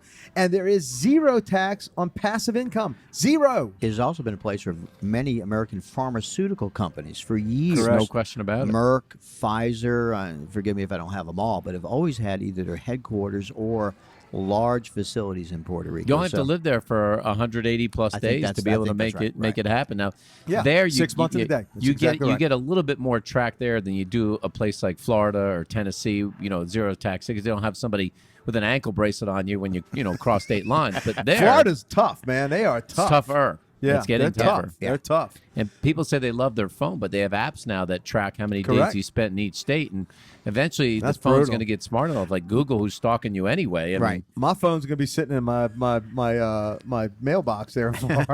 It's gonna be sitting there registering time. I'll get a second phone, How come boys. Frank hasn't left his Yeah. driveway? For you know? $250K, I'll get a second phone. There you go. Give me an Obama phone. But you know what? At the end of the day, we're all human beings, and we're driven to want to protect what we've earned and what Absolutely. we've made.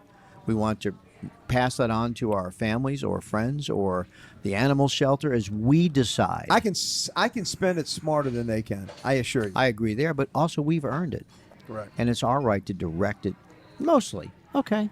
You know, we got to pay some taxes. Well, You know, I'm fine with that. which dovetails into making sure that you're safe from a legal standpoint. Like earlier tonight when we were having our cocktails, share ride tonight. I'm a hop a Uber or a Lyft. Right, we're cocktailing. I'm gonna do the smart thing.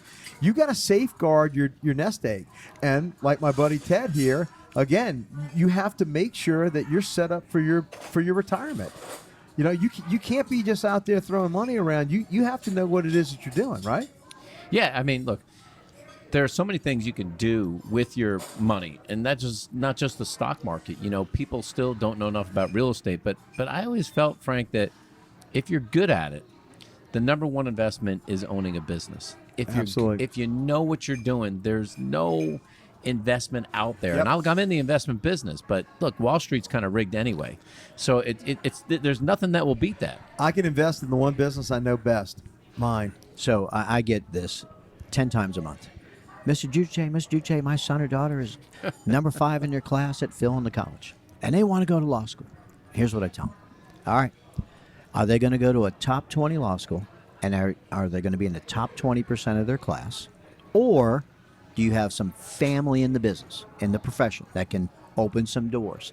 If you don't, give them that $150,000 to $200,000. Let them open up a welding shop. Totally. Be a plumber. My buddy Fix- Jay Cunningham is Can't making money hire hand over fist. enough people fast enough. Make something or fix something. We have enough Correct. lawyers. We, as a profession, we made a huge mistake in opening up the floodgates to that anybody can be a lawyer. And listen, I'm a public school kid from Yonkers, New York, that started off in community college, so I'm not an academic elitist. But you know what? There should be some standards, and we have some, agree. the bar exam and things like that.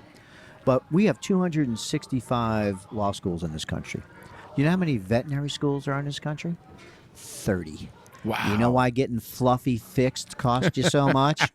Because My daughter's going to LSU vet school. there you I go, believe I baby. know. There you Does go. your dog bite? This is not so bad. I think we got every movie line covered. Yeah, we boys. got a lot. We got a lot. So again, but I agree with you. I think the future, while there'll always be a space for great lawyers and great accountants and great doctors and great financial advisors Yeah. and great real estate investors, Making it and fixing it and guiding it is really the future because nobody knows how to do it. Well, you know, it's funny when Ted mentioned about being entrepreneurial. You know, when people ask Rhonda and I what we do for a living, we don't say we're in real estate. We say we're professional gamblers. We happen to be in real estate, but anybody that owns a small business is a gambler. 100%. Hey, Yeah, what did we say a few minutes ago off air? Amongst the three of us, who hasn't gotten up in a cold sweat at 2:45 a.m. saying, "Holy smokes, is the Smith file ready? Was it tomorrow's court or is it next Tuesday? Or did I get those closing documents? Did we get the title insurance? Did we file the forms with the IRS? Did I on leave time?" Morgan Stanley for this? Yeah. By the way, I only said that one time. It was in 2003, and it was a very good move. But again, also, and again, I don't say tell because people ask me my opinion, so I give it to them. But if you're going to be a young lawyer, you're an entrepreneur. It used to be when I got at Emory Law School in 1985. You went to a modest-sized law firm. They put the hose in your vein and suck the blood out of you for 65, 70 hours a week for 7 years, and then they called you and they put your name at the end of the letterhead, and you, of course, now you owned a piece of both the assets and the liabilities. But I tell young lawyers, no more. Nobody's doing 30 years at the big law firm anymore. You are your own corporation. You are going to sell your product, which is legal services, which you're going to provide at a high quality, at a good rate, and you're going to sell that as you need to sell it. But you're rare, Ray. You are very rare because that was not the main thought. I agree. When you came out in 1985 Absolutely not. 5 or 6. I will tell you school. that I was lucky enough as a third-year student to have a few interviews at some of those very good firms. And that was the day of the cubicle. And literally, people were at their desk at 7:30 and smoking, and I'm like, I don't know, I don't know if this is what I want. I mean, I'm kind of a free agent, Or like the movie Wall Street. Absolutely. What was his name? Frank, somebody who was drinking the Maalox at 8 o'clock in the morning. Yeah. You don't want to be like him. Now, Ray and I mentioned that we are going to be heading to the Derby in a couple days. We are. Brother. It's going to be a lot of fun. Well, okay, we got room in the RV. Come on, man. No, I can't do it. It's a prom this weekend. Oh, okay. No, that's well, obligation. I got that out of the way 2 weeks ago, so I'm good on that. Well, Ray and I are going to the Derby, and Ray, I'm hoping, and I've got our racing forms right here. I've printed those up for us, but I got to ask you, from all your days at the Yonkers Raceway, I know that you have some handicapping skills somewhere way back there. I would have to say they're pretty dormant at this point in my life. I've lived here for a long time, and it's just not a lot of horse racing. Brother, I got you covered. Right. I've lost enough to make me a freaking genius. Well, the first day is what, the Fillies? Yeah, the Fillies. Well, if that doesn't the get me Oaks, man. motivated, Hey, I'm just dude, thinking, these ladies are pretty nice when they run That's what I'm around there, thinking. man. They're beautiful. How much are you betting a race? I normally will do about 100 to 150 a race. Okay. All win, play, show, or exactas too? I play it up. I'm a win, play, show guy. I'm a across the board guy. I like doing normally about 30 or 40 across the board. That's my base bet on the horse that I really like. Then I'll back them up on some exactas. I'll run some maybe a try box or something like that, a $1 try box. A trifecta box for those and who then, are at home. And then I will run a super box as well. And I will tell you what Ray and I are going to do with our buddies from our lawyer buddies from Texas, who I've been going to all these derbies with, starting in 2009. Unfortunately, I did miss the 2008 Big Brown when they cashed a $32,000 superfecta. And if the IRS is listening, they did take care of all their taxes. I'm just letting you know. I'm certain. But what we do is, it's really cool, Ted. We all put up about $300 or $400, and then we'll get, all of the lines, all 4 lines of the super, but we'll throw in a lot of long shots, because when a long shot hits at the Derby, you're talking $20,000, $30,000, $40,000 on a super, and then we just split the super. So it's our communal bet. It's a lot of fun. But one time I have to say, it's the second or third year I went, and we wound up getting screwed by our ticket broker, who wound up, instead of having the box on the finish line where we have this year and where we've had many other years, he kind of threw us a curveball, so we got stuck in the infield with all the jabronis. And it was the year that it rained. It rained like a cat and a dog. But we missed our big super bet But me and Dr. Joe, a doctor, a buddy of ours from Mississippi, I told him, I said, Dr. Joe, I feel pretty good about this trifecta bet. And we did it. We hit it. We hit like a $3,000 try. Nice. And then all of a sudden, everybody kept coming up to me. Now nobody cared what I thought up until that point. I was like, "So Frank, who you like in this next race?" I was like, "If I knew, I wouldn't tell you anyway." I mean, this is a bucket list item. Yeah, You you're go to gonna the enjoy Derby, it, brother. You're and, gonna enjoy it. I've got a couple of great blazers and some, Yeah. some all kinds of pink shirts. Hey, we're trying to get Steak to get us an invite to the Schwanky parties on Friday night, but he hadn't called back yet. yeah, Is he going? He's not going. No, they're not going. I wish they would have gone. I We pushed tried to him get on a little bit Finn on and Friday. I got Steak to nothing. go. I got nothing from him. I don't know. It wasn't the kind of response I was hoping for. Well, let me ask you, Ted, talking about casinos and gambling and stuff. And again, the great thing about people who have made money and who are smart, you never gamble to make money, right? No, you it's do just- it. it's You do gotta it be because it's entertainment. enjoyment, Yeah, right? it's gotta be It's entertainment. enjoyment. And those of us that have made money and can do it that way, we understand that. What is the difference between just straight up gambling and investing? Is that a tease or you want an answer? No, I'd like an answer real quick. To me, it's if you're buying stuff that you know nothing about, you might as well gamble. It's like being in the marijuana world today. We can talk about it soon, but you're buying marijuana stocks. Guess what? If you don't know what you're talking about, you're going to get your handed to you there in a big way. Interesting on that topic, I read something that said, in California, Yeah. everyone thought that legalized marijuana was going to sort of wipe out the illegal marijuana Yeah. business. It has not. No. And it will not. It will never wipe that out. It'll always be a dual track system. And you know what? If you've got somebody that's competing against you, you're in the legal world, paying taxes, running a business, and somebody selling the same product. They're gonna kick your butt. Eventually, they're going to wipe you out. Yep. And I think the difference is information.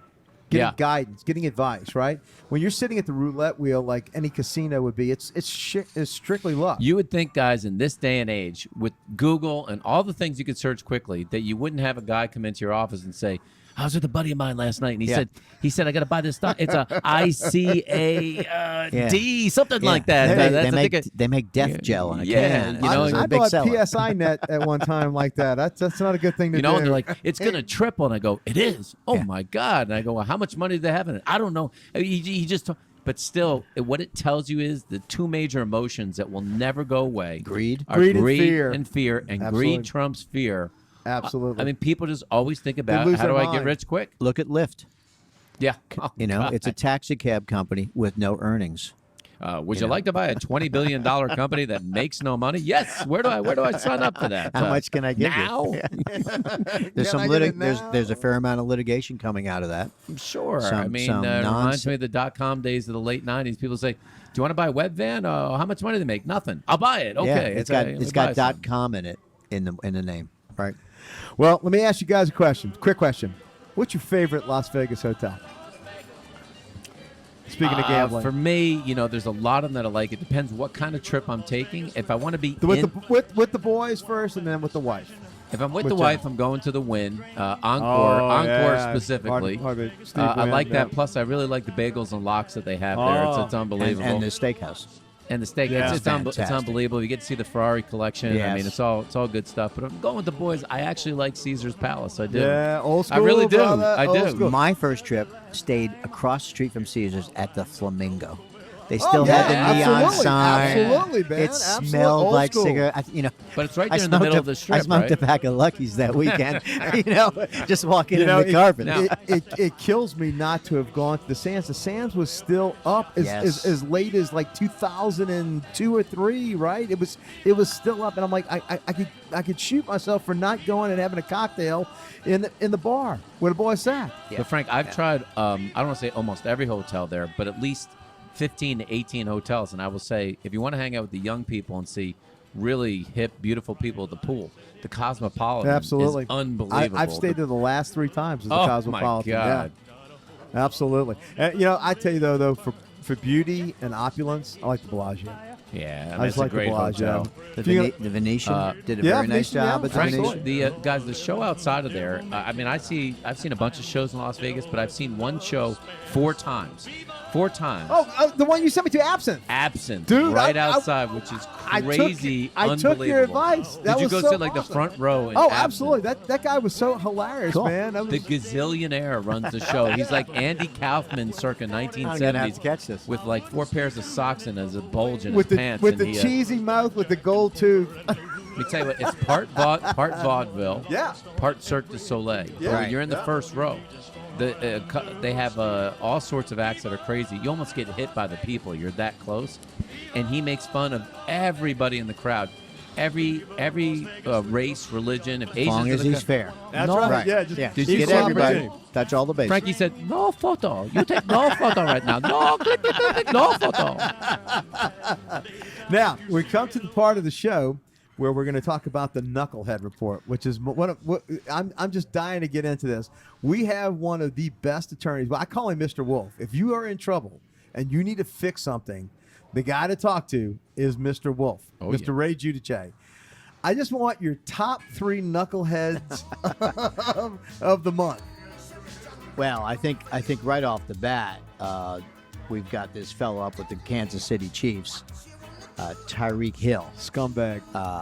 and I'm going to put him at the top not only as knucklehead, but a guy that where I was growing up, this would be a situation Got where his ass the kicked. cousins would come in from Long Island and Jersey in the station wagons with baseball bats.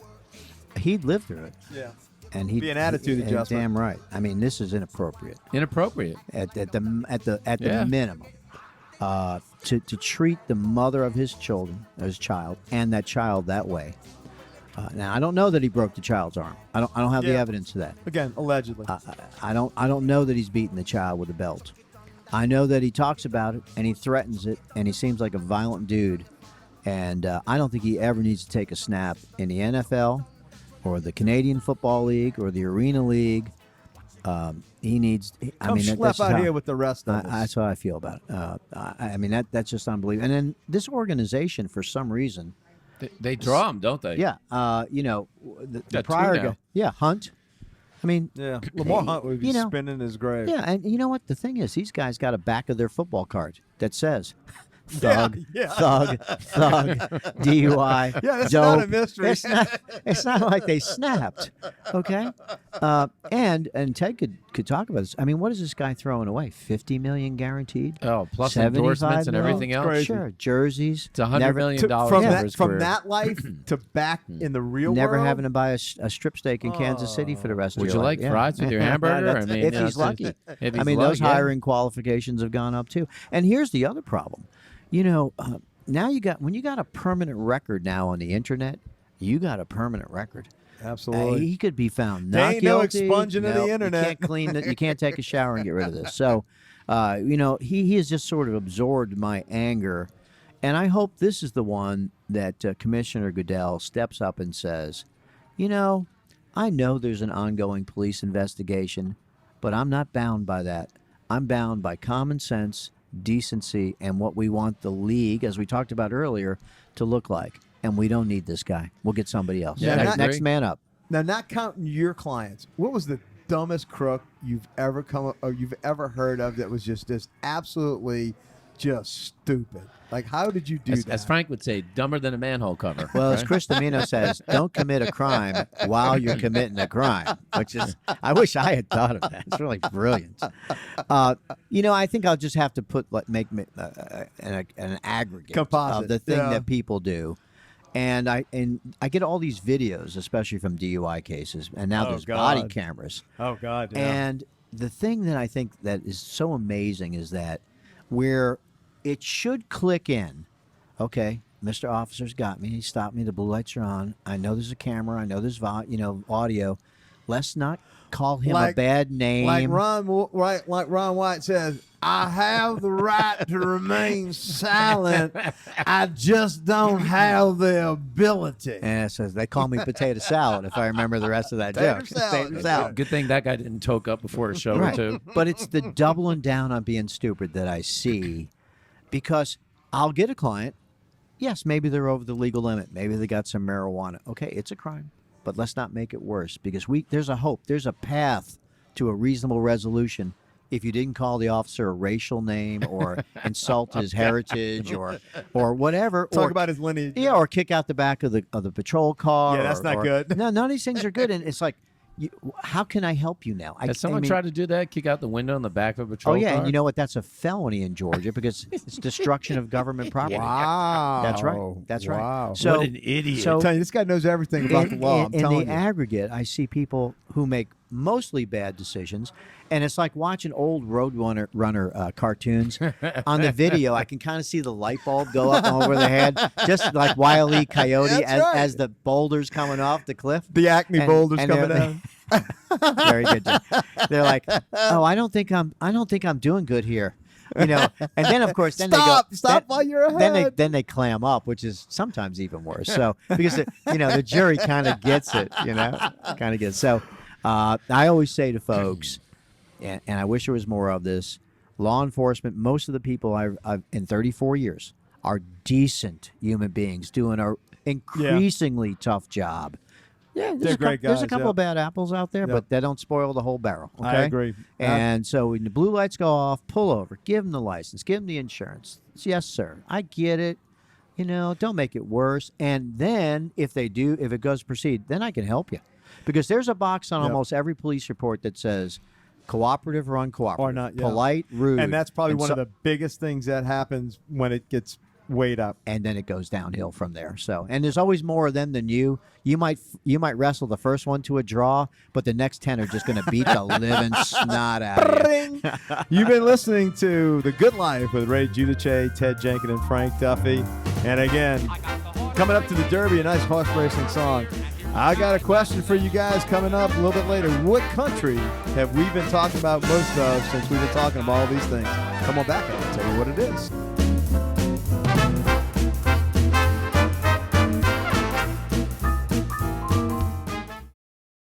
Do you want to know the 7 biggest retirement blunders that people make with their money? Go to oxygenfinancial.net and get our free retirement guide and learn how to take control of your retirement plan here in 2019. Blunder number 2 has to do with the government and taxes.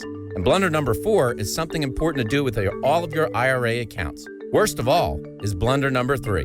Go to oxygenfinancial.net right now to get your free 7 biggest retirement blunders guide and get your 2019 off to the right financial start.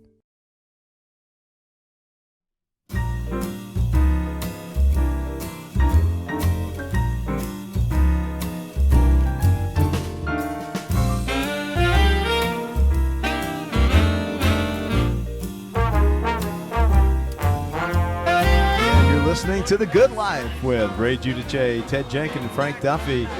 Just a couple of jabroni business people down here in Atlanta, enjoying ourselves, enjoying good food.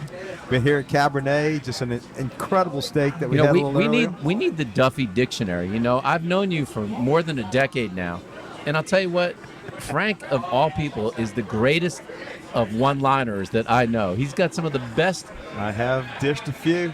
I have done that. Well, we're here with Cabernet again, a fantastic restaurant here in Alpharetta on Windward, right off of exit 11, off of 400. And they've been great to host us, and this is going to become a weekly show. We're excited about our Appen Media audience that's going to be listening, 40,000 strong that this show is going to be going out to. And really what it is, guys, is, we decided to, sit down and talk about things that interest guys. And, there's very little, sanctuaries that we have left nowadays in the world. And, having steaks and good bourbon and cigars and talking gambling and women and music. And that's one of the few things we got left. I'll tell you another thing. It's a Monday night.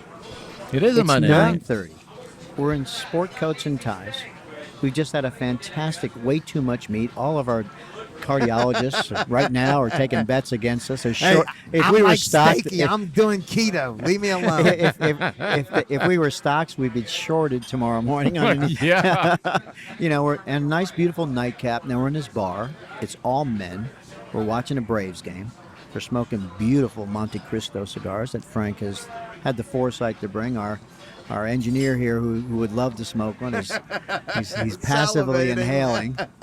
And you know what? It's not bad for a Monday. I mean, Dude, what's pretty more damn could good. happen? Oh yeah, and the rest of the week I'll be at the Kentucky Derby. Brother, That's not bad, brother. It's gonna be awesome. I ain't gonna lie to you. Although apparently I understand right now at a courthouse, my liver is taking out a restraining order against me. But you know what? The little son of a gun can regenerate. That's my understanding. I've done the research. You could back the liver up right to the wall. I'm not kidding. Now, when you start turning yellow, you might be at the wall. That's big trouble. That's big trouble. But that thing, God lets that thing regenerate, and I'm counting on it. Hey, boys, the way I look at it, they ain't no dress rehearsals. That's right. That's right, This is man. it, man. It's full play. Live hard to go home. Hey, we were talking about it right before we cut the break and then come in here into the cigar bar.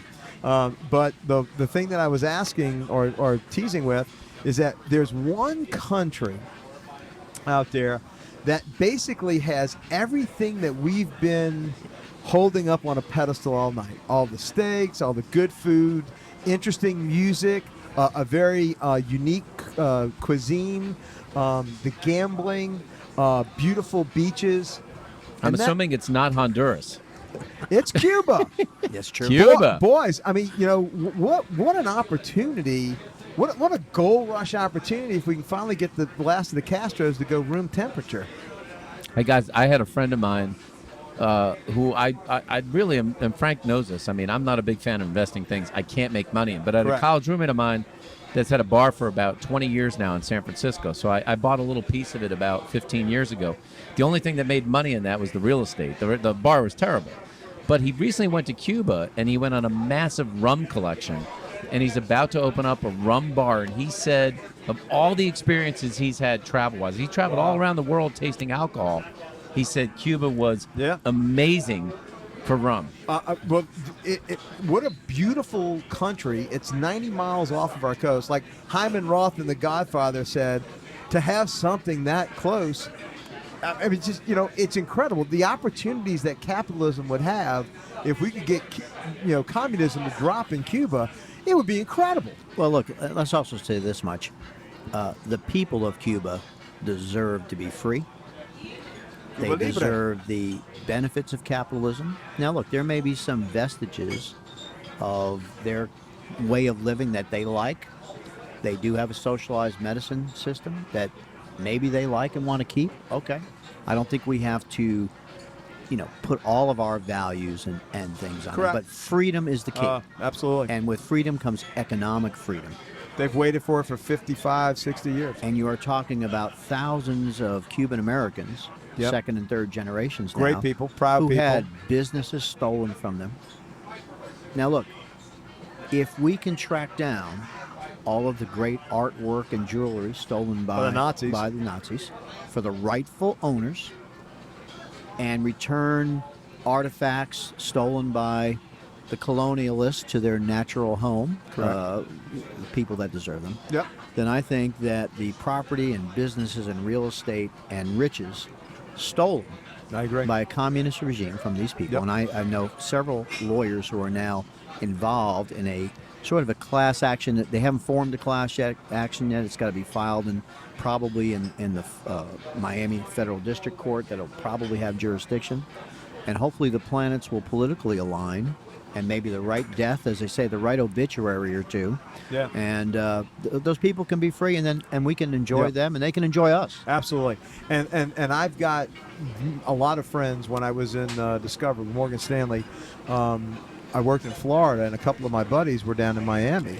And I got a real good friend of mine, Jose Rodriguez, and he and I said that the day that Cuba opens up, we're hopping a plane, and we're going to go down and have Cuba Libras until we drop at whatever the swankiest hotel is that we finally Did you build go down yet, there. or you haven't gone? I haven't gone yet. Should we do one of our shows down there? Oh, dude. Appen Media wants to travel on the road, or what? That would be, well, we could pony up for it. That'd be awesome. How cool would that be? And I want to drive a 57 Chevy. Absolutely. Really bad. Absolutely, With a 3 man. on the tree, on It's the like, column. but by the way, it's funny that you mentioned Yeah, that. they're all over. They're like stuck in time. And speaking of the Rat Pack era of the early 1960s, they literally are fixated at that exact time. But think Yeah. of the genius and the mechanical skill set that has kept Oh, I a know. fleet with no parts. With no parts. Embargo. With no machine shops. I mean, they're just holding these things together with baling wire and ingenuity. But I like the cars that. were so much nicer back then too. yeah. I mean, just they had style and class, and there's some personality. All the cars today, it's like I don't even care if my car's aerodynamic on the road. What's the difference? I want a nice looking car on the road. Yeah. I need fins. We grew up in the car here. My dad, who when I was 6, he was 26. In 1964, bought a GTO with the street racing package. And I remember probably, I don't know, maybe he was in about 110, 120 on the Taconic Parkway. You know, no seat belts, all glass and steel.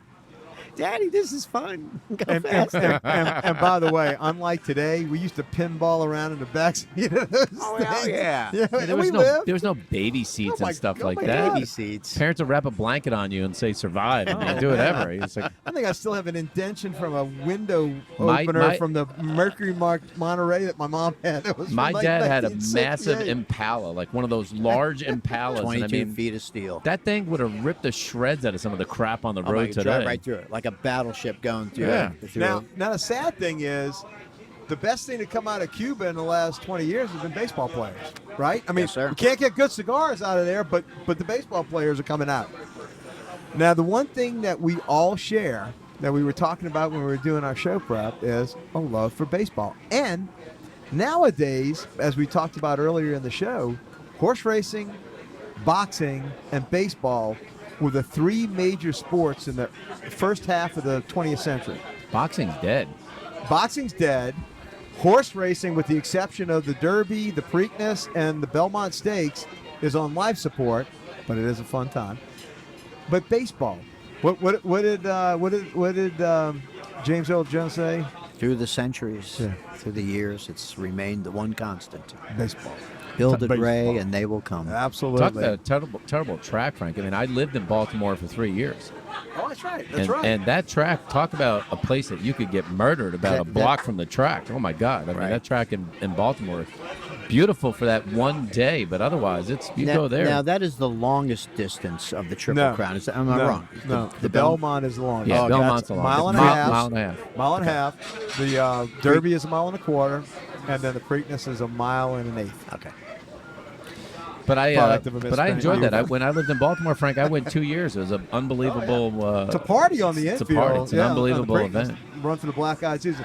Well, the Derby, I'm telling you, it's an absolute event. And like I said, Ray and I are going up in the RV. I got my buddies are coming in from Dallas. We parked the RV at the casino across the river, like we need more gambling. The casino across the river in Indiana, and we take Uber back and forth. And we do steakhouses each night, and it's an event, man. I'm telling you. And so you talk about some pretty people. Holy mackerel, in their finest. It's So you go for it's how a many bucket days? list. How many days do you go for? Me and Ray are leaving it Wednesday. I'd leave it Tuesday if I could Wednesday? get out. Yeah, we leave it Wednesday and What do come you back do? Sunday. Drink bourbon for 4 days? That's what I'm Well- saying. I think I have to federalize the restraining. It's an interstate restraining order. And by the way, I really never And I'm started. glad we're off to a good I've start. never started Derby week a on Monday night. Chris Domino, see what you did by not coming? You get a regulated. My thought was, okay, I don't need to drink Sunday, Monday, Tuesday, Wednesday. Maybe light on Wednesday, because I know Thursday, Friday, Saturday Yeah, are going brutal. to be competitive. Well, here's the thing. We enjoy ourselves. At the track is just, it's a blast. In fact, it's kind of funny. My very first year that I went with these guys, I actually called, we were talking about 790 The Zone earlier. I called up my buddy Brandon Adams when it was Brandon and Jeff Wolverton. Right. And I gave him the report from Friday. I won't tell you how many juleps I had in me by the time that I rattled off the board. And guess what I did? The very next day, 2 of my 3 horses came in. Long shots. Mine that bird, 50-1 on the rail. Mine of Mine that bird. That's great.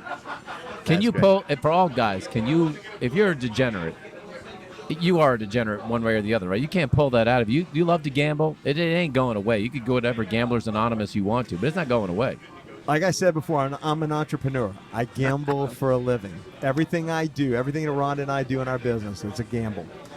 But back in the day, there were days at the fraternity house that I had 3 times my net worth on any given NFL game. the guy, the bookie at the fraternity, Dick Wall, a good buddy of mine, used to come and collect on Monday mornings, and me and my buddy Lester Mitz, after a bad weekend, we'd go into the bathroom in the upstairs of the fraternity house and sit on the thrones and put our feet up so he couldn't see underneath that our feet were there. And all he would do is come up and go, Duffy, Mitz, pay up, you cheapskates. And you know what we would have to do? You'll love this. You talk about humble beginnings. You were talking about growing up across the tracks and making a business yourself. We would have to go to the boats, the big ocean liners that would park themselves at the wharf in New Orleans. And there was a company that was an old Capasig and an old Deke called Hipco Rust Scraping. And what they would do is they would get all these college kids that had a bad weekend at gambling, and we'd all have to go down in like this little purple school bus down in New Orleans, and they would unload us, and we'd have to go in for 12-hour shifts with long poles and putty knives and scrape rust off these big ocean liners, man. You talk about cure you from gambling. Either it cured you or you got better. You did more research. True story, man. I can't. What do you think now, though, that there's, I think, at least 9 states, maybe 10, where sports betting is legal? And it isn't going to be long before all 50 states are legal. Right here. Georgia's going to be the last. Well, we're not going to be the first. We're going to be the last. I agree. But my good friend, State Senator Brandon Beach, LSU grad, buddy of mine, they're pushing hard to try and get thoroughbred racing in. The thoroughbred, for betting? The thoroughbreds to have racing here, but then what that's going to do is open the door to the betting on site. That's their Trojan horse. The problem with that, and I've been here a long time, 40 years, so I've got a pretty good overview of gambling, because I remember how hard Zell Miller worked just to get the lottery. Okay? And it had to go to the kids, or we wouldn't have gotten it. Yeah. And I remember, the door that was supposed to open for thoroughbred racing was the '96 Olympics, and all of the equestrian, and all that. It was mainly out in Rockdale County, east of Cab, Rockdale. And all that just failed. I hate to say it. It failed to even have a competitive equestrian. There's probably some vestiges of it left, but it never really caught on. And I think that if you're looking to build a business, so let's say, horse racing, based on guys like Frank and I, and to some extent you, Ted, who have memories of betting at the track when we were younger. I loved it. That's not a long-term vision. No, I agree. But table games, if they use that as the end, that's what I see they're doing. Like I've talked to Matt Chernoff, my buddy, about it a lot, and his goal, their thought is, you get those table games, you get a big casino like New Orleans has Harrah's, you get that down at the Georgia World Congress Center in this town with all the restaurants and all the big, the problem is Georgia is not like Atlanta, and Atlanta is not like Georgia. As I said earlier, that's the problem. We're not part of the South. We're surrounded by the South. Correct. What it's going to take, in my humble opinion, is you've got to have a sister state, an adjoining state, do it first. And then what happens is everybody says, hey, every Friday afternoon, everybody from Atlanta gets in their car and drives to Harrah's up in North Carolina and gambles. Well, that hasn't quite caught it on either. And Alabama has actually really lost their thoroughbred down industry. In Mobile. Right. And in Birmingham as well. Now they do OTB, but they've lost the actual on-site tracks. And they can't even get a lotto. Correct. I mean, I agree. In Alabama. So, as much as I would love, and I think it would be great entertainment once, twice a month to go down to the track, have a great steak, watch some races, make a few bets, I wouldn't hold out for it. Good luck. I hope it happens. Well, buddy, that's why I got my apartment in New Orleans. We'll have to make a road trip down to the fairgrounds. In fact, it's kind of funny. When Rhonda and I went to the fairgrounds, when I was in for the thievery of the Saints-Rams game, I went out to the track. So disappointed. I went out disappointed about disgusting. that. I will have to take it's ridiculous. Frank. I hope that I contributed to talking you off the ledge. Yeah, you did. Thank you. I had to make an intervention. I have a lot of friends that You and Lafitte's blacksmith shop and $5 daiquiris. I was a little concerned about you, Frank. It was a game. A couple of hand It was a grenades game. made the. That's right, the yeah. hand grenades. Yeah, Absolutely. they made the cherry bombs, Absolutely, made the pain go away, baby. right? And it's kind of funny, the next day we went out to the track, and there is Judge Winsberg and Judge Saper, who knew my uncle, Judge Bezzetta, Joseph Bezzetta, who was a municipal court judge for 35 years. They're out at the track, so I'm sitting. My next door neighbors, sitting at the table next to us. I was like, only in New Orleans can you go out and see most of the judicial branch of the city is actually out of the track. No, it happened in New York. We're the too. kind of state, though. What's funny about Georgia? I mean, I think the last time I was up for legislation, casinos did not pass. Thoroughbred horse betting did not pass. Weed did not pass. But if you're 19 and you want to carry a gun on campus, you could do it. I mean, that's really the state that we live in. Well, let me just say one observation. We are so blessed with a dynamic economy. Yes. Many of the states who go to Correct. legalizing weed, legalizing 'Cause they gambling, need to. because they're desperate. Yeah. They're Yeah. desperate for tax revenue. We have a critical mass of business in this town, and we've also been blessed with just some fantastic corporate Leaders. visionaries. Yeah, I agree. Mr. Blank and Mr. Marcus, Yeah, and absolutely. Georgia Power, Delta, Coca-Cola. You can go down the list where many cities, they're lucky they have one. They have Right. two. We have dozens. We've Correct. got CBDs going big in the state now, though, too. A lot of people. We've got a friend of ours, Joe Salami. I call him Joe I Salami. know Joe, but yep. Joe's got the Georgia Hemp Company, and they're doing really well right now because a lot of people saying the CBD. The fact is, they don't have to take ibuprofen anymore and stuff like that. Yeah. It eases out the pain. Well, look, I think that the medical truth of hemp and marijuana oil, the governor did sign a piece of legislation expanding the medical use of Right. marijuana. I think each year that's going to open up as people realize it's not a demon and it's not corrupting society, and it's helping, especially when you see the kids that this medicine can help. It's hard to say no. I mean, after a meal like this and a cigar and everything, I thought I'd sleep like a baby tonight, but maybe I need to have a little test tube that I drop underneath my tongue, and I got to go to bed quicker. Something like that. You love those guys that say that. They're like, I don't really smoke pot, but I just have a little bit before bed so I go to sleep. Now, well. I know you could have probably used that after a double header in your days in BC. Oh, yeah. Yeah, tell us about your baseball days, man. That's pretty cool. I'll tell you what. I played baseball since the time I was probably 7 years Me old. too. Me too. 6. I played traveling baseball. I played all year round. It was great stuff, and baseball is such an interesting game. People say it moves slower, but there's so much more. So much going on. It's a subtlety. There's so much going on. It's the with beautiful the game. game. And It is. But let me ask you a question from the financial standpoint. Yeah. So you've got a family, husband and wife. They're both working. I don't know. Let's say they're grossing $130 a year. Okay, is that Yeah. fair? Kind of standard Yeah, average, yeah, right? yeah. You got a house in the burbs. You got to pay taxes. You got to drive 2 cars. Is it better to invest in little Johnny's potential baseball career, the hitting instructor, the $300 bats, yada yada yada, or to have a math tutor? Math Learn too. how to play the piano, pick up a language skill. I've always said- going forward, what's the better investment? The odds are that little Johnny never sees any scholarship or Oh, pro yeah. dollars ever. We have a real Very close. problem today. Look, when I grew up, and probably you guys too, I mean, your coach was go play with your friends out in the park and Right. learn the game. Now Right. people have got their own tennis coach, their own swimming coach, and it's like, look, I hate to say it, but your kid's not going to go pro. Barely, probably not even making college. The statistical reality. 1/10. And the prodigies, the superstars, are selected by age 10. We all know who they are. They're special people. Yeah. The Michael Jordans, the LeBrons, the John McEnroes. By 13, 14, they were so much better than everyone else yes, that's the one to invest in.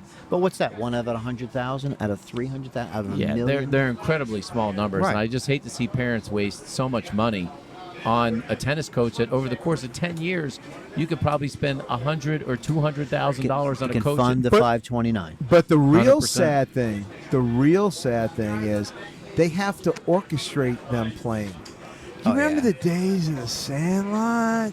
You could go to the sand lot and play with your buddies. We would leave in the morning. Put your mitt on your handlebars. Oh, dude. You had 50 cents in your pocket. Absolutely. You went to the schoolyard. I can still see my catcher's mitt on the green. Did you have one of those Schwinn's with the stinger? Oh man, at the I bet you had a white shift, seat. brother. You look good. Green baby, You were styling. banana seat. That's why you guys are better athletes too, to a degree, because you would learn Did everything. all of the sports. Now the parents are like, Correct. I'm just going to concentrate my kid on one sport. Part of it is let him play all the sports. I was the worst small forward in Carrollton Presbyterian history, though I did score 26 points on my last regular season game.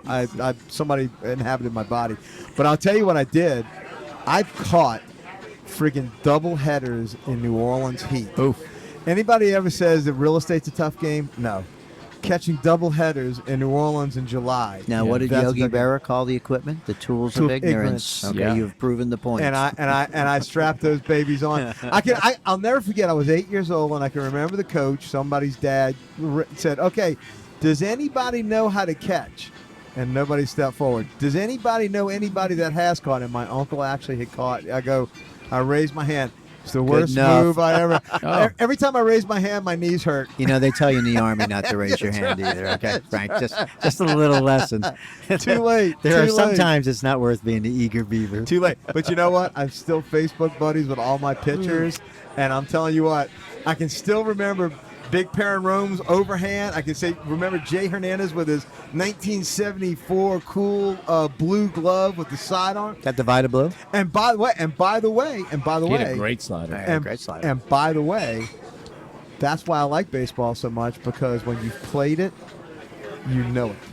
And especially for 100%. If Appen Media comes with us and we go out to the hitting cages today, I guarantee I can still hit an 80-mile-an-hour fastball out of the cages. I can still do it. That's pretty good. I know one And thing. I don't care if it's the lousy ones that throw the ball that's like a little hook that throws the ball. If it's not a jugs machine, if it comes to the hook, Well, I'll still we're hit going to it. get you in there, but whatever you do, don't ever turn it on the hook, because I could have played college ball, but I could not hit the hook. That thing would break off, and I tell you what, I just stand there and just walk back to the other end. A number of years ago, I Couldn't played do it. in a men's over 35 hardball league for Yeah. about 3 or 4 years. And every once in a while, we go up against a pitcher who had probably played some college ball, maybe some pony league, cult, not quite a single A, Oh, yeah. but had some Yeah. skills. They can sling it, though. And, you're talking about 70-ish fastballs. But, okay, it's just fast, and I'd miss it. But when the hook was coming at my head, I'm a 42-year-old lawyer. I don't need that. I got a piece of plastic on my head that really didn't cost $27. The only way you want to buckle is with I know, the only way you want your knees buckling is with your date. That's right. Well, those guys, people don't realize in the pros, when those guys get hit with a 90-mile-an-hour fastball, Oh, my God. they look like they shake it off and they run down to first the next day. Believe me, there's a big welt on their body. I mean, it's, absolutely. they may need to have some padding on today. Look at but that spray. Doesn't the Gene Sharahan from the Yankees come out with that spray on? Monahan. Quick question. Who was your favorite ball player when you were growing up? And I know who it is.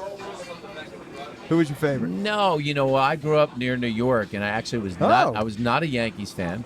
I was a Mets fan growing up, and I loved watching Keith Hernandez hit. Yeah. I mean, he just had such a sweet swing when he would play, and I mean, he played. It's just unbelievable watching him play, and I love watching him hit. He's just an unbelievable hitter.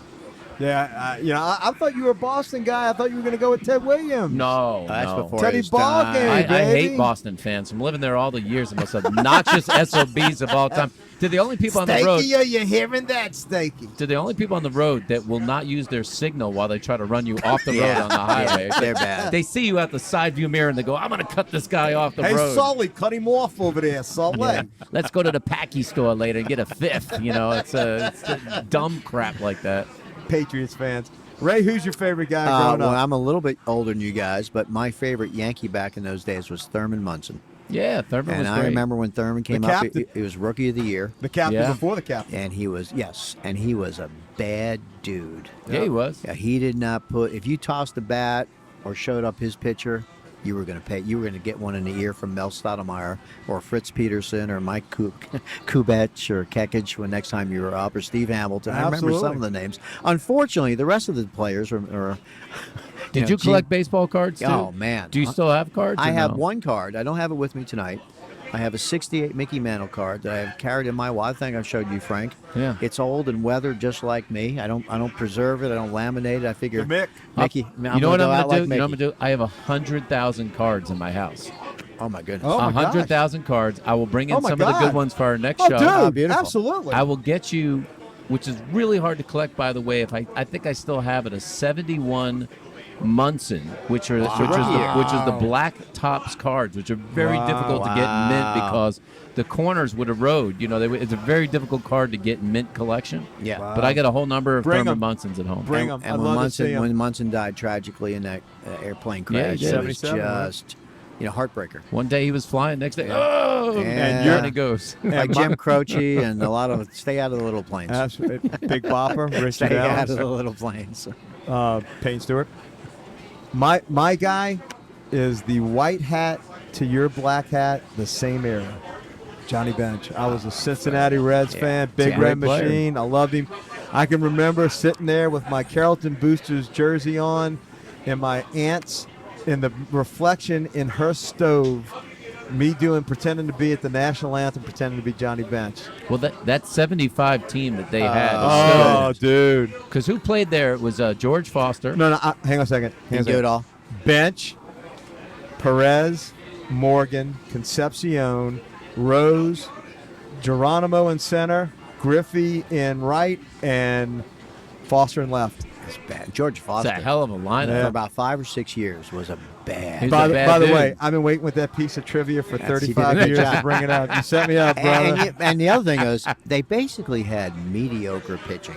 Yeah, they did. They did. It was solid. Other than Seaver. But yeah, well, Other than before Seaver. Steve, who was they had another Pat guy. Darcy was Yeah, one of the yeah. Raleigh Eastwick. Yeah. Raleigh East. But Yeah. but I don't think Seaver wasn't there in '75. No, he came Just later. after Yeah, that, he came yeah, later. so- in fact, 76 is when they beat your Yankees, Yep. swept them 4-0. But 75 is the greatest Yes. series. Is that Bobby Tolan on that team too? Yeah. Yeah. What a and- great series. And the Ed Armbruster bunt to win in Ed Game Armbruster 7. bunt. And who could forget the Fisk home run? You would be like James Holzhauer on Jeopardy now. They'd say, who made the button in 75 series? They'd say, $400. That's like Armbruster. Rhonda says, all the worthless shit that can't make me money, you know. All right, guys, we're going to wrap it up tonight. Again, that's the first installment of the Good Life with Ray Giudice, Ted Jenkin, and Frank Duffy. We want to thank our hosts here at Cabernet for an awesome steak. and Fantastic. The outstanding accoutrement of the cigar bar here. We want to thank Daniel Milana again with Appen Media, our man behind the scenes. He's put for up with us setting- very nicely. Yeah, you know, with a straight face, he's done that. What in the hell did I get into? Absolutely. Who are these old bastards? So hopefully all you Appen Media folks, and hopefully we get this on radio one day soon. David Dickey, I hope you're listening. We've spent enough money for you to, again, give us a shot. But again, next time we're going to have dinner. You come on back and find out where we're going to have it next time and find out how me and Ray did on that Superfecta. So come on back to The Good Life.